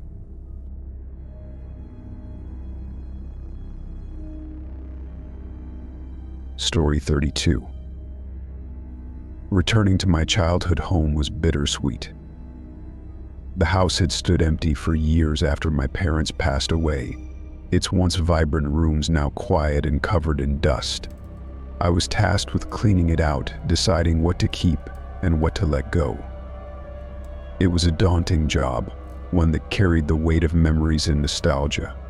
The creaking floorboards and faded wallpaper reminded me of a different time, but I knew that moving forward meant letting go of the past. I started in the attic, sorting through old boxes and stacks of yellowed newspapers. The familiar smell of cedar and mothballs filled the air, and I found myself lost in memories as I uncovered childhood toys and forgotten trinkets. It was while I was lifting a box of old books that I noticed a loose floorboard. At first, I thought it was just wear and tear, but when I pried it up, I found a set of keys tucked away in a small wooden box. The keys were old, tarnished with age, but each one was distinct, with intricate designs etched into the metal. I wondered why they were hidden under the floorboard and what they might unlock. My curiosity got the better of me, and I decided to test the keys on various doors and locks around the house. I started with the obvious places: closets, cabinets, and the basement door, but none of the keys seemed to fit. It was frustrating, but also intriguing, like a puzzle that needed solving. I moved on to the garage, the garden shed, and even the old storage room in the back, but still, none of the keys worked. It wasn't until I tried the keys on a small door in the hallway that things took a strange turn. The door was hidden behind an old piece of furniture, one that hadn't been moved in years. When I unlocked it, expecting to find a small closet, I was instead greeted with an empty space, a passage that stretched into darkness, leading to a part of the house that wasn't supposed to exist. I felt a chill run down my spine as I stepped into the passage, my flashlight casting long shadows on the walls. The air was colder here, the scent of dust and decay more pronounced. I followed the passage as it twisted and turned, leading to a hidden room at the far end of the house. The room was empty, but the floorboards were clean, as if someone had recently swept them. It was unsettling, the idea that this hidden space had been concealed for so long. I returned to the hallway and tried the keys on other doors, finding more hidden passages and empty spaces. Each one was unique, with its own twists and turns, but they all shared the same eerie silence. It was as if the house itself had been keeping secrets, hiding parts of itself from the outside world. I began to wonder why these hidden spaces existed and what their purpose might have been. The more I explored, the more questions I had. Was there something my parents never told me? Was this house hiding a dark past that I had never known about? The keys seemed to unlock more than just doors. They opened a gateway to a history that had been carefully concealed. As I ventured deeper into the hidden passages, I couldn't shake the feeling of being watched. The shadows seemed to move on their own, and the creaking of the floorboards felt like footsteps following me. I knew I had to leave, to get out of the house before the darkness that had been hidden for so long reached me. I packed up my things and left the house, the keys clutched tightly in my hand. I decided to hand them over to a friend who was an architect, hoping he might have some insight into why these hidden spaces existed. He promised to investigate, but I wasn't sure I wanted to know the answers. The idea that my childhood home held secrets that I had never known about was too much to bear. The set of keys, the hidden passages, and the empty spaces that weren't supposed to exist were a stark reminder that some places hold secrets that are better left undisturbed. The memories of my childhood home had changed, overshadowed by the mysteries that I had uncovered. I knew I would never return, never again walk through its creaking hallways, because the house had revealed a darkness that was best left in the past. Story 33. The old lighthouse stood on a rocky cliff overlooking the sea, its once bright paint now faded and peeling. It had long been abandoned, a relic from a bygone era when ships relied on its light to navigate the treacherous waters. I had always been skeptical of ghost stories and haunted tales, but this lighthouse had a reputation for being one of the most haunted places on the coast. My curiosity got the better of me, and I decided to explore it for myself. The wind whipped through the tall grass as I made my way up the narrow path to the lighthouse. The air was filled with the scent of salt water and the distant sound of waves crashing against the rocks below. The lighthouse loomed ahead, its broken windows and rusted railings adding to its eerie charm. I felt a surge of excitement, ready to debunk the ghost stories and prove that the only thing haunting this place was a good imagination. The door creaked as I pushed it open, the hinges groaning with age. Inside, the lighthouse was dark and musty, the faint light from outside barely penetrating the gloom. I clicked on my flashlight, the beam casting erratic patterns on the walls. The interior was a mess, with broken furniture and debris strewn across the floor. It was clear that no one had been here for years. As I explored the lower levels, I came across an old desk tucked away in a corner. It was covered in dust, but a small leather-bound journal caught my eye. It was worn, the pages yellowed with age, but the writing was still legible. I picked it up and began to read, curious to learn about the former lighthouse keeper who had once called this place home. The journal described the daily life of a lighthouse keeper, the maintenance, the isolation, and the occasional storm that tested the structure's strength. But as I flipped through the pages, the tone changed. The keeper began to describe strange occurrences, screams in the night, shadows moving across the rocks, and the feeling of being watched. He mentioned hearing whispers carried on the wind and seeing figures standing on the cliffside, their forms barely visible in the moonlight. I felt a chill run down my spine as I read the journal, the descriptions growing increasingly disturbing. The keeper wrote about sleepless nights, unable to rest because of the constant noise and the sense of foreboding that seemed to hang over the lighthouse. He even mentioned seeing figures in the lighthouse itself, moving through the corridors when he was alone. As I reached the final entry, the screams began. At first, I thought it was my imagination, the journal playing tricks with my mind. But the sound grew louder, echoing off the rocks and filling the lighthouse with a haunting wail. It was a scream, like someone in agony, carried on the wind from the cliffside below. My heart raced as I dropped the journal, my flashlight shaking in my hand. I ran to the nearest window, expecting to see something on the rocks, but there was nothing, just the dark sea and the crashing waves. The screams continued, each one piercing and filled with pain. It was as if the voices from the journal had come to life, their tormented cries reaching out from the past. I knew I had to leave, to get out of the lighthouse before the screams found me. The journal, the stories of the former lighthouse keeper, the haunting echoes, it was all too much, too real. I rushed down the narrow staircase, my footsteps echoing in the cramped space. The screams seemed to follow me, growing louder like a chorus of lost souls crying out for help. As I burst through the lighthouse door and ran down the path, the screams faded, replaced by the distant roar of the sea. The wind whipped around me, carrying the scent of salt water and the remnants of the haunting cries. I didn't look back, afraid that I might see the figures from the journal standing on the rocks, watching me as I fled. I reached my car and drove away, my hands trembling on the steering wheel. The lighthouse, with its decaying walls and broken windows, had revealed a darkness that I couldn't explain. The journal, the screams, the ghostly figures, it was a reminder that some places carry a heavy burden, a history filled with sorrow and loss. I knew I would never return to that lighthouse, never again walk its narrow corridors or peer out at the cliffside below. The haunting screams were too real, too filled with pain, a testament to the tortured souls that still lingered in the shadows of the old lighthouse. Story 34. Investigating a series of home invasions was a grim task. The cases were piling up, each one leaving families shaken and police baffled. The pattern was consistent: the intruders entered without leaving a trace, taking nothing of value but leaving a sense of fear in their wake. I was a detective assigned to the case, tasked with finding the link between the break-ins and uncovering who was behind them.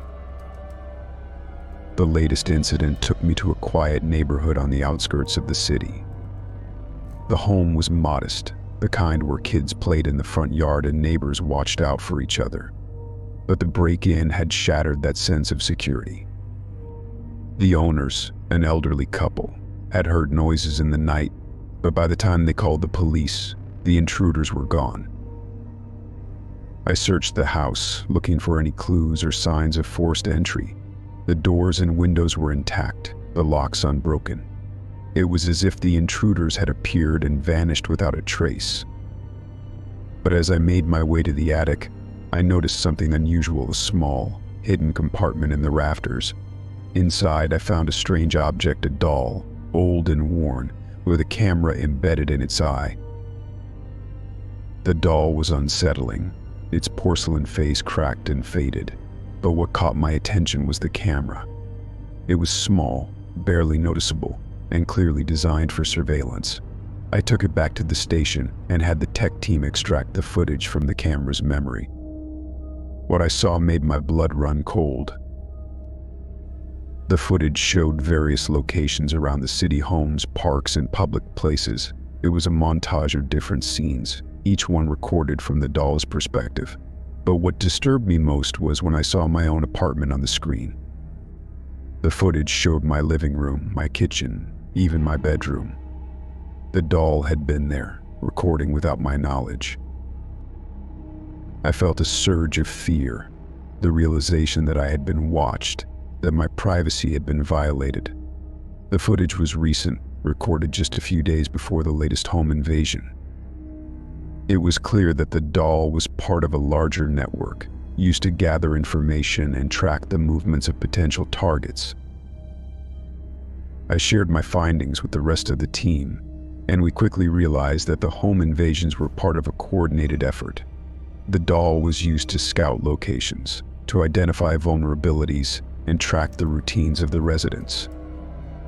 It was a surveillance tool, hidden in plain sight, and it had been moving through the city without detection.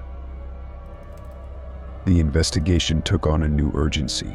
We needed to find out who was behind the doll, who had placed it in the attic, and why my apartment was on the list of locations. I started to feel paranoid, wondering if other hidden cameras were watching me, tracking my every move. The sense of safety that came with being a detective was shattered, replaced by a constant feeling of being observed. We traced the origins of the doll to a local pawn shop, where it had been sold to an unknown buyer. The shopkeeper couldn't remember who had purchased it, but he mentioned that it was part of a collection, a series of similar dolls that had come from an estate sale. The estate belonged to a man who had a history of surveillance and voyeurism, but he had died years earlier. The deeper we dug, the more tangled the web became. The doll was just one piece of a larger puzzle, a puzzle that seemed to stretch across the city and involve more people than we had anticipated. The home invasions were part of a network, a system designed to exploit the vulnerability of ordinary people and turn their lives into a source of surveillance. I knew I had to be careful, to watch my back, because the doll with the camera in its eye suggested that I was not immune to this network's reach. The investigation was ongoing, but the fear lingered, the sense that someone was always watching. My apartment no longer felt like a safe haven, and I began to question every shadow, every noise in the night. The home invasions, the hidden doll, and the network of surveillance were a stark reminder that even the most ordinary places could hide dark secrets. The doll had opened a door to a world I had never imagined, a world where privacy was an illusion and safety was never guaranteed. I knew that unraveling this network would take time, but I was determined to find out who was behind it and bring them to justice. Story 35. I'd always been drawn to the forgotten and hidden crevices of the world, so when I took the job as a groundskeeper at the old university, it wasn't just the sprawling lawns and ancient trees that called to me, it was the secrets that such places always seemed to hold. It was during a routine clearing out of an old maintenance shed that I stumbled upon something that would forever change my perception of the campus. Behind stacks of rusty tools and dusty tarps, I found a wooden chest. Inside, amid various discarded items, lay an old map. It was brittle and yellowed, but clearly detailed a series of tunnels beneath the campus. The map was a labyrinth of lines with markings and notes scrawled in a faded ink. There was an air of mystery that whispered to me from the paper, an invitation to explore the unknown. I asked around. The professors, the administrative staff, even the oldest of the janitorial team, none of them knew or admitted to knowing about any underground tunnels. Their ignorance, or was it denial, only fueled my curiosity. I had to see for myself what lay beneath. The entrance, according to the map, was behind the boiler room of the oldest building on campus. It took me several nights of poking around under the guise of inspecting the old heating system to find it. A false wall, cleverly disguised to look like the rest of the foundation, hid a narrow, descending staircase. I remember pausing, the beam of my flashlight trembling slightly in my hand as I considered turning back. But the allure of the unknown was too strong. The air grew cooler as I descended. The walls, initially rough and crudely hewn, soon became smoother, as if molded by careful hands or perhaps by time itself. The tunnels stretched on, forking and winding in ways that seemed to deviate from the map. Every now and then, markings etched into the stone seemed to serve as cryptic guideposts. It was deeper in the labyrinth that I found the room. It was perfectly circular, the walls lined with shelves filled with dusty bottles, strange metallic instruments, and piles of leather-bound journals. In the center stood a stone table, atop which lay a large, open book. Its pages were filled with diagrams and writings in a language I didn't recognize, accompanied by illustrations that twisted my stomach with unease. The drawings depicted creatures, humanoid but distorted, with elongated limbs and sunken, empty eyes. As I flipped through the pages, the air grew thick, heavy with the smell of damp and decay. A sound began to echo through the tunnels, a faint, dragging shuffle. I snapped the book shut, and the sound ceased. Heart hammering. I decided it was time to leave. I retraced my steps, the silence oppressive, broken only by my own heavy breathing. But as I neared the exit, the shuffling returned, louder this time, accompanied by a low, moaning wail. Panic clawed at my chest. I broke into a run, the map forgotten, my only thought to reach the light of the surface. I emerged into the boiler room, gasping for air, the door slamming shut behind me. I leaned against it, listening. After a moment, the sounds faded, swallowed by the depths of the earth. I never went back, and I never spoke of what I'd found. The map was burned, its ashes scattered to the winds. Weeks later, I resigned from my position, unable to shake the feeling of being watched, of whispers carried on the wind. The university remained, its secrets buried deep beneath layers of stone and silence, its whispers only a memory in my mind. Yet sometimes in the dead of night, I still hear the faint, dragging shuffle of something unseen, forever roaming the darkness below. Story 36. The historic district of Old Willows Lane was known for its picturesque Victorian houses, each with its own story and secrets buried in the creaking wood and peeling paint. As a first-time homebuyer with a penchant for the past, I was drawn to these homes, eager to breathe new life into one of them. That's how I found myself standing at the threshold of a particularly forlorn-looking property, its windows boarded up, ivy clawing its way up the faded siding. The realtor, who had handed me the keys with a mix of reluctance and relief, mentioned that the house had stood empty for years. "It's a fixer-upper," she had said, a term that here seemed an understatement. As I pushed open the heavy front door, the air inside greeted me with the musty smell of abandonment.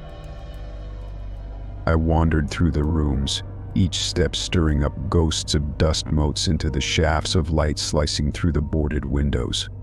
It was in the living room that I first noticed the footprints. They were fresh, the edges sharp and clear in the thick layer of dust on the hardwood floor.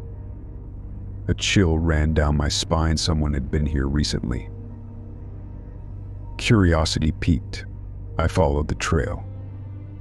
It meandered through the house, skirting around an old grand piano, beneath a chandelier teetering precariously by a thread, and then to a small hallway closet. The door was slightly ajar. Inside, instead of the expected shelves or old coats, there was a ladder, its top disappearing into a dark void above. The house's blueprints, old and brittle, had shown no indication of a space above this closet. It was as if someone had added it without a trace, hidden from view and forgotten by all but one. With a mixture of fear and intrigue, I climbed the ladder, each rung groaning under my weight. The space at the top was cramped and pitch black. Fumbling with my flashlight, I illuminated an attic-like room, its low ceiling pressing down heavy with shadows. It was empty, save for a small, dusty trunk in one corner. The air was stifling, thick with the scent of old fabric and wood. There was something unsettling about the room, a sense of interrupted privacy, as if I had stumbled into a secret still in the making. As my light swept across the walls, I noticed marking scratches that formed words. Never alone, read one, the letters jagged and frantic. They watch warned another. The simplicity of the messages scrawled in desperation sent a shiver through me. I approached the trunk, the air around me growing colder, denser.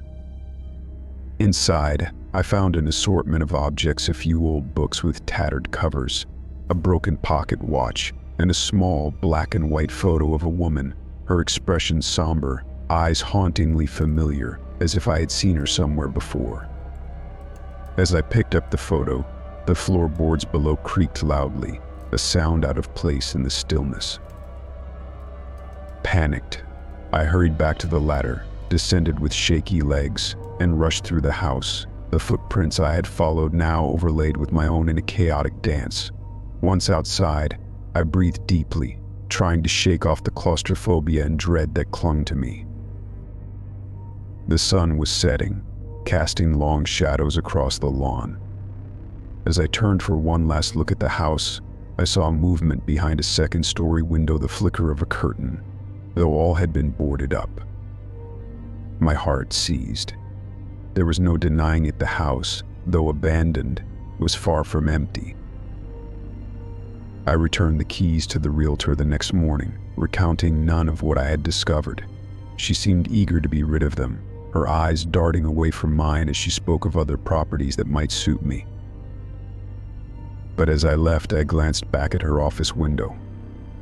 There, pinned to the bulletin board, was the same photo I had found in the trunk. The woman's solemn eyes watched me go, a silent guardian of her domain, and a reminder that some secrets are best left undisturbed.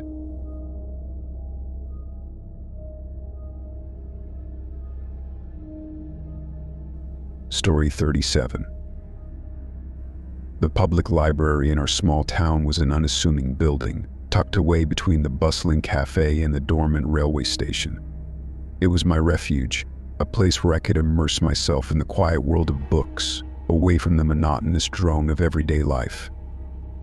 My research on local history had brought me here countless times, but today, as I browsed through the familiar aisles, a narrow section caught my eye, one I had never noticed before. The books here were older, their spines thick with dust, as if untouched for decades. Intrigued, I pulled out a volume, its leather cover cracked and worn. The title was faded, barely legible, but it hinted at local legends and folklore. It was exactly the kind of material I needed for my research, yet something felt off. These books didn't belong here among the well-thumbed volumes of popular history and biography that populated the rest of the library. As I opened the book, a cloud of dust puffed into the air, making me cough. The pages were yellowed with age, the ink faded to a dull brown. What I expected to be a collection of ghost stories or tall tales instead presented itself as a detailed account of missing persons cases that had never been solved, stretching back over a century. Each entry was meticulously documented, names, dates, and last known locations, but most chilling of all, the exact spots where their bodies were eventually found. These were not public records or newspaper articles, they read more like personal notes, perhaps from a detective or a morbidly fascinated historian. As I turned the pages, a cold sensation crept up my spine. The descriptions were too detailed, too intimate to be mere observations. One entry in particular caught my attention, a case from 50 years ago, involving a young woman named Eliza Grafton, who had vanished while walking home from the very cafe that now neighbored the library. Her body was found weeks later in the woods behind the railway station, an area now obscured by overgrowth and neglect. The entry noted specific details about the state of her clothing, the arrangement of the leaves around her body, and a peculiar, unexplained symbol carved into a nearby tree. Compelled by a mix of horror and curiosity, I continued to explore the rest of the section. Each book contained similar records, each entry more unsettling than the last. These weren't just records, they were confessions hidden in plain sight. Who had written these? Why were they placed here, in a public library masquerading as folklore? With a growing sense of unease, I checked the library's catalog, but none of these books were listed. It was as if they existed in a void, acknowledged by no one but now, disturbingly by me. The librarian, an elderly woman who had always greeted me with a nod and a smile, suddenly seemed a stranger. When I approached her to inquire about the books, her face paled. "Oh, those. I thought they had been removed years ago," she whispered, her voice trembling. "They were donated anonymously. We were supposed to dispose of them, but it seems they were misplaced instead." "Disposed?" Why, I asked, my voice barely above a whisper. They frighten people. Some who read them claim they see things, hear voices from those who are no longer with us." Her eyes darted around the library, as if afraid of being overheard. "Please put them back and forget you ever found them." Ignoring her plea, I took several books back to my table. The more I read, the clearer it became these books were a puzzle, each piece revealing horrors that someone, somewhere, had documented with disturbing clarity. My research took a new direction. I needed to find out who had written these entries, and why. Days turned into weeks. I became a regular fixture in the library, my presence tolerated but clearly not welcomed.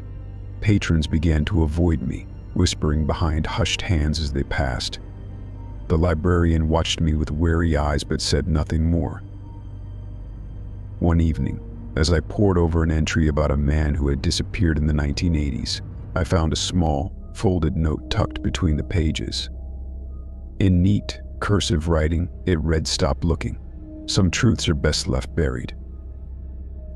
That night, I took the books back to their forgotten shelf, my hands shaking as I placed them exactly where I'd found them. As I left the library, the wind seemed to carry whispers through the trees, the voices of those lost souls chronicled in my hands. I knew then that I would never return, my thirst for knowledge drowned by the weight of a darker, more perilous truth. Story 38. My job as a crime scene photographer has shown me the darkest corners of human nature, but nothing could have prepared me for the call to a remote cabin nestled deep in the Harper Woods. It was late autumn, the trees a cacophony of crimson and gold, the air crisp and carrying the first hint of winter's chill. The drive was long, the winding dirt road seemingly unending as it cut through the dense forest. Arriving at the scene, I saw the cabin, a rustic log structure that looked like it had stood there for centuries, isolated and eerie. The local police were already there, their faces somber, eyes avoiding mine. "It's a bad one," the sheriff muttered as he handed me the camera. That was all the briefing I received. As I entered the cabin, the smell hit me first, a sickening mix of iron and decay. The living room was a chaos of overturned furniture and broken glass. Blood spatters painted the walls and floors, telling tales of terror and desperation. My hands steadied the camera, capturing every detail with mechanical precision, a necessary detachment that my job required. But it was the wall opposite the fireplace that drew my attention and halted my practiced routine. There, amidst the carnage, hung a series of Polaroid photos, each pinned with a rusty nail. The images were haunting. Each photo captured a moment of attack, the subjects caught in expressions of fear and agony. My heart raced as I documented each photograph, the flash of my camera casting eerie shadows around the dimly lit room. It was the last photo that made my blood run cold. There, in vivid color, was an image of me. I was in my familiar dark jacket, the one I was wearing at that very moment, my face twisted in an expression of horror as an unseen assailant seemed to push me against a wall. But I had never been to this place before, had never experienced such an attack.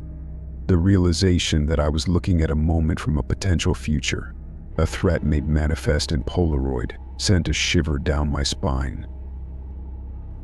I called the sheriff over, pointing to the photo.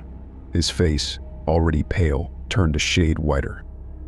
"This doesn't make any sense," he stammered, examining the picture as if it might change under scrutiny. "You better take these with you," he decided, gesturing to the wall of photos. "Maybe the lab can make something of it." The drive back was a blur, my mind racing as much as my car along the dark, tree-lined roads. At home, I locked the doors and sat down with the photographs spread out before me. The images of the other victims were unknown to me, their fates clearly sealed, captured in their final, terrifying moments. But my photo was different. It was a warning, a premonition, or a sick joke by someone who knew me too well. Sleep eluded me that night and many nights after. I pored over the photos, searching for any clue that might explain how I could be both victim and witness, how my image could have ended up on that wall. The local police were investigating, but leads were scarce, the cabin having been rented out to various individuals over the years, none staying long, none leaving much behind. The weeks passed, and the tension grew.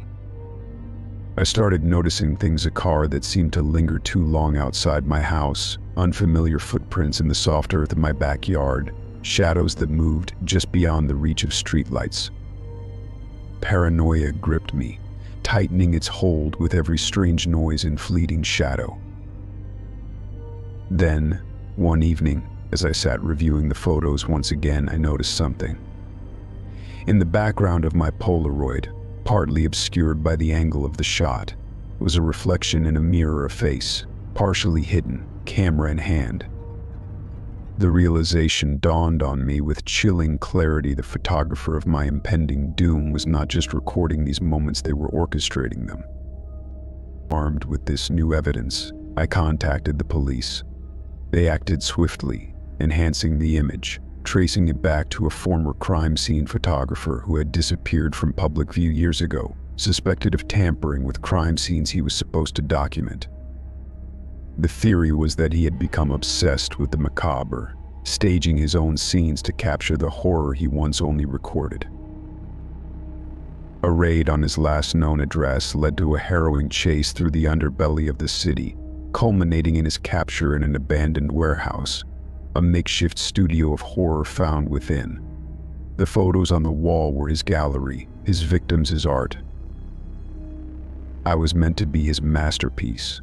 The crime scene photographer turned into a final, grotesque exhibit. But with his arrest, that future was rewritten.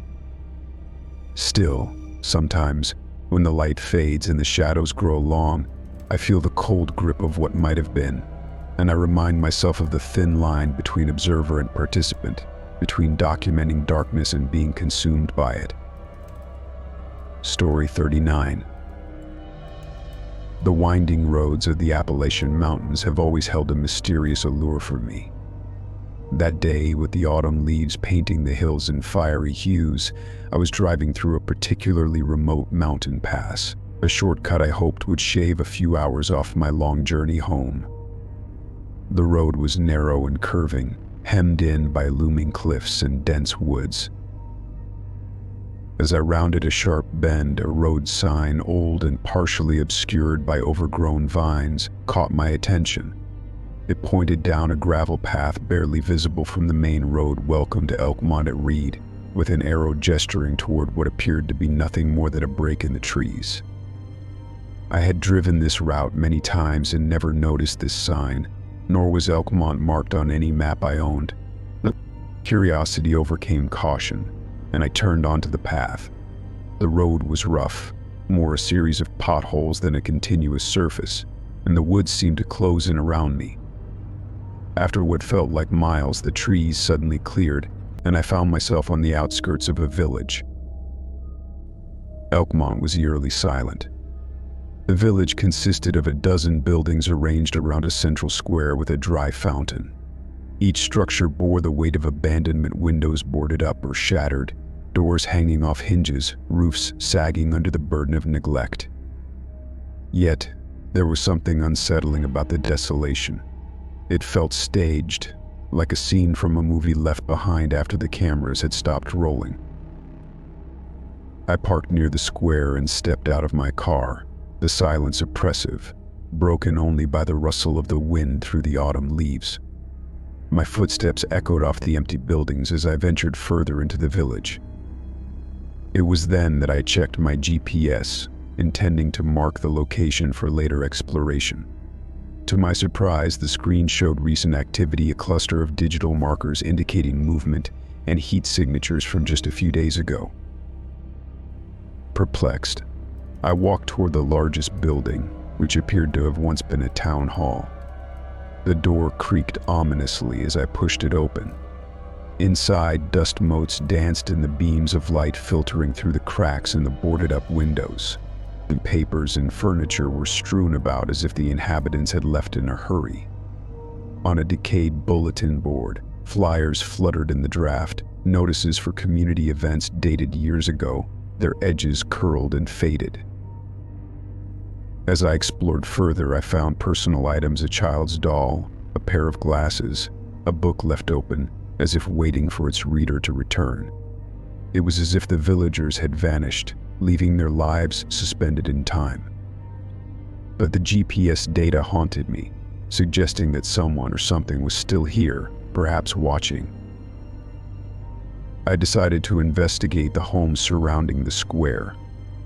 Each house told a similar story of abrupt departure, meals left uneaten on tables, clothes still hanging on lines, photos of smiling families gazing out from dusty frames. The air grew colder, the sky outside darkening as if storm clouds were rolling in. Then, in a house on the far edge of the village, I found something different: an office with walls covered in maps and photos, red lines connecting points and dates circled. It was a research station, or so it seemed. Notebooks filled with observations lay scattered about, and a large ham radio setup indicated someone had been communicating with the outside world, or at least trying to. The last entry in the nearest notebook was dated just one day prior to my visit. It spoke of a phenomenon, an anomaly in the area that caused disorientations and temporal discrepancies. The writer theorized that Elkmont was not just abandoned, it was caught in a flux, visible only intermittently to the outside world, trapped by some unknown force. A chill ran down my spine as the implications settled in. I was about to leave, to run back to my car and never return, when a sudden movement outside caught my eye.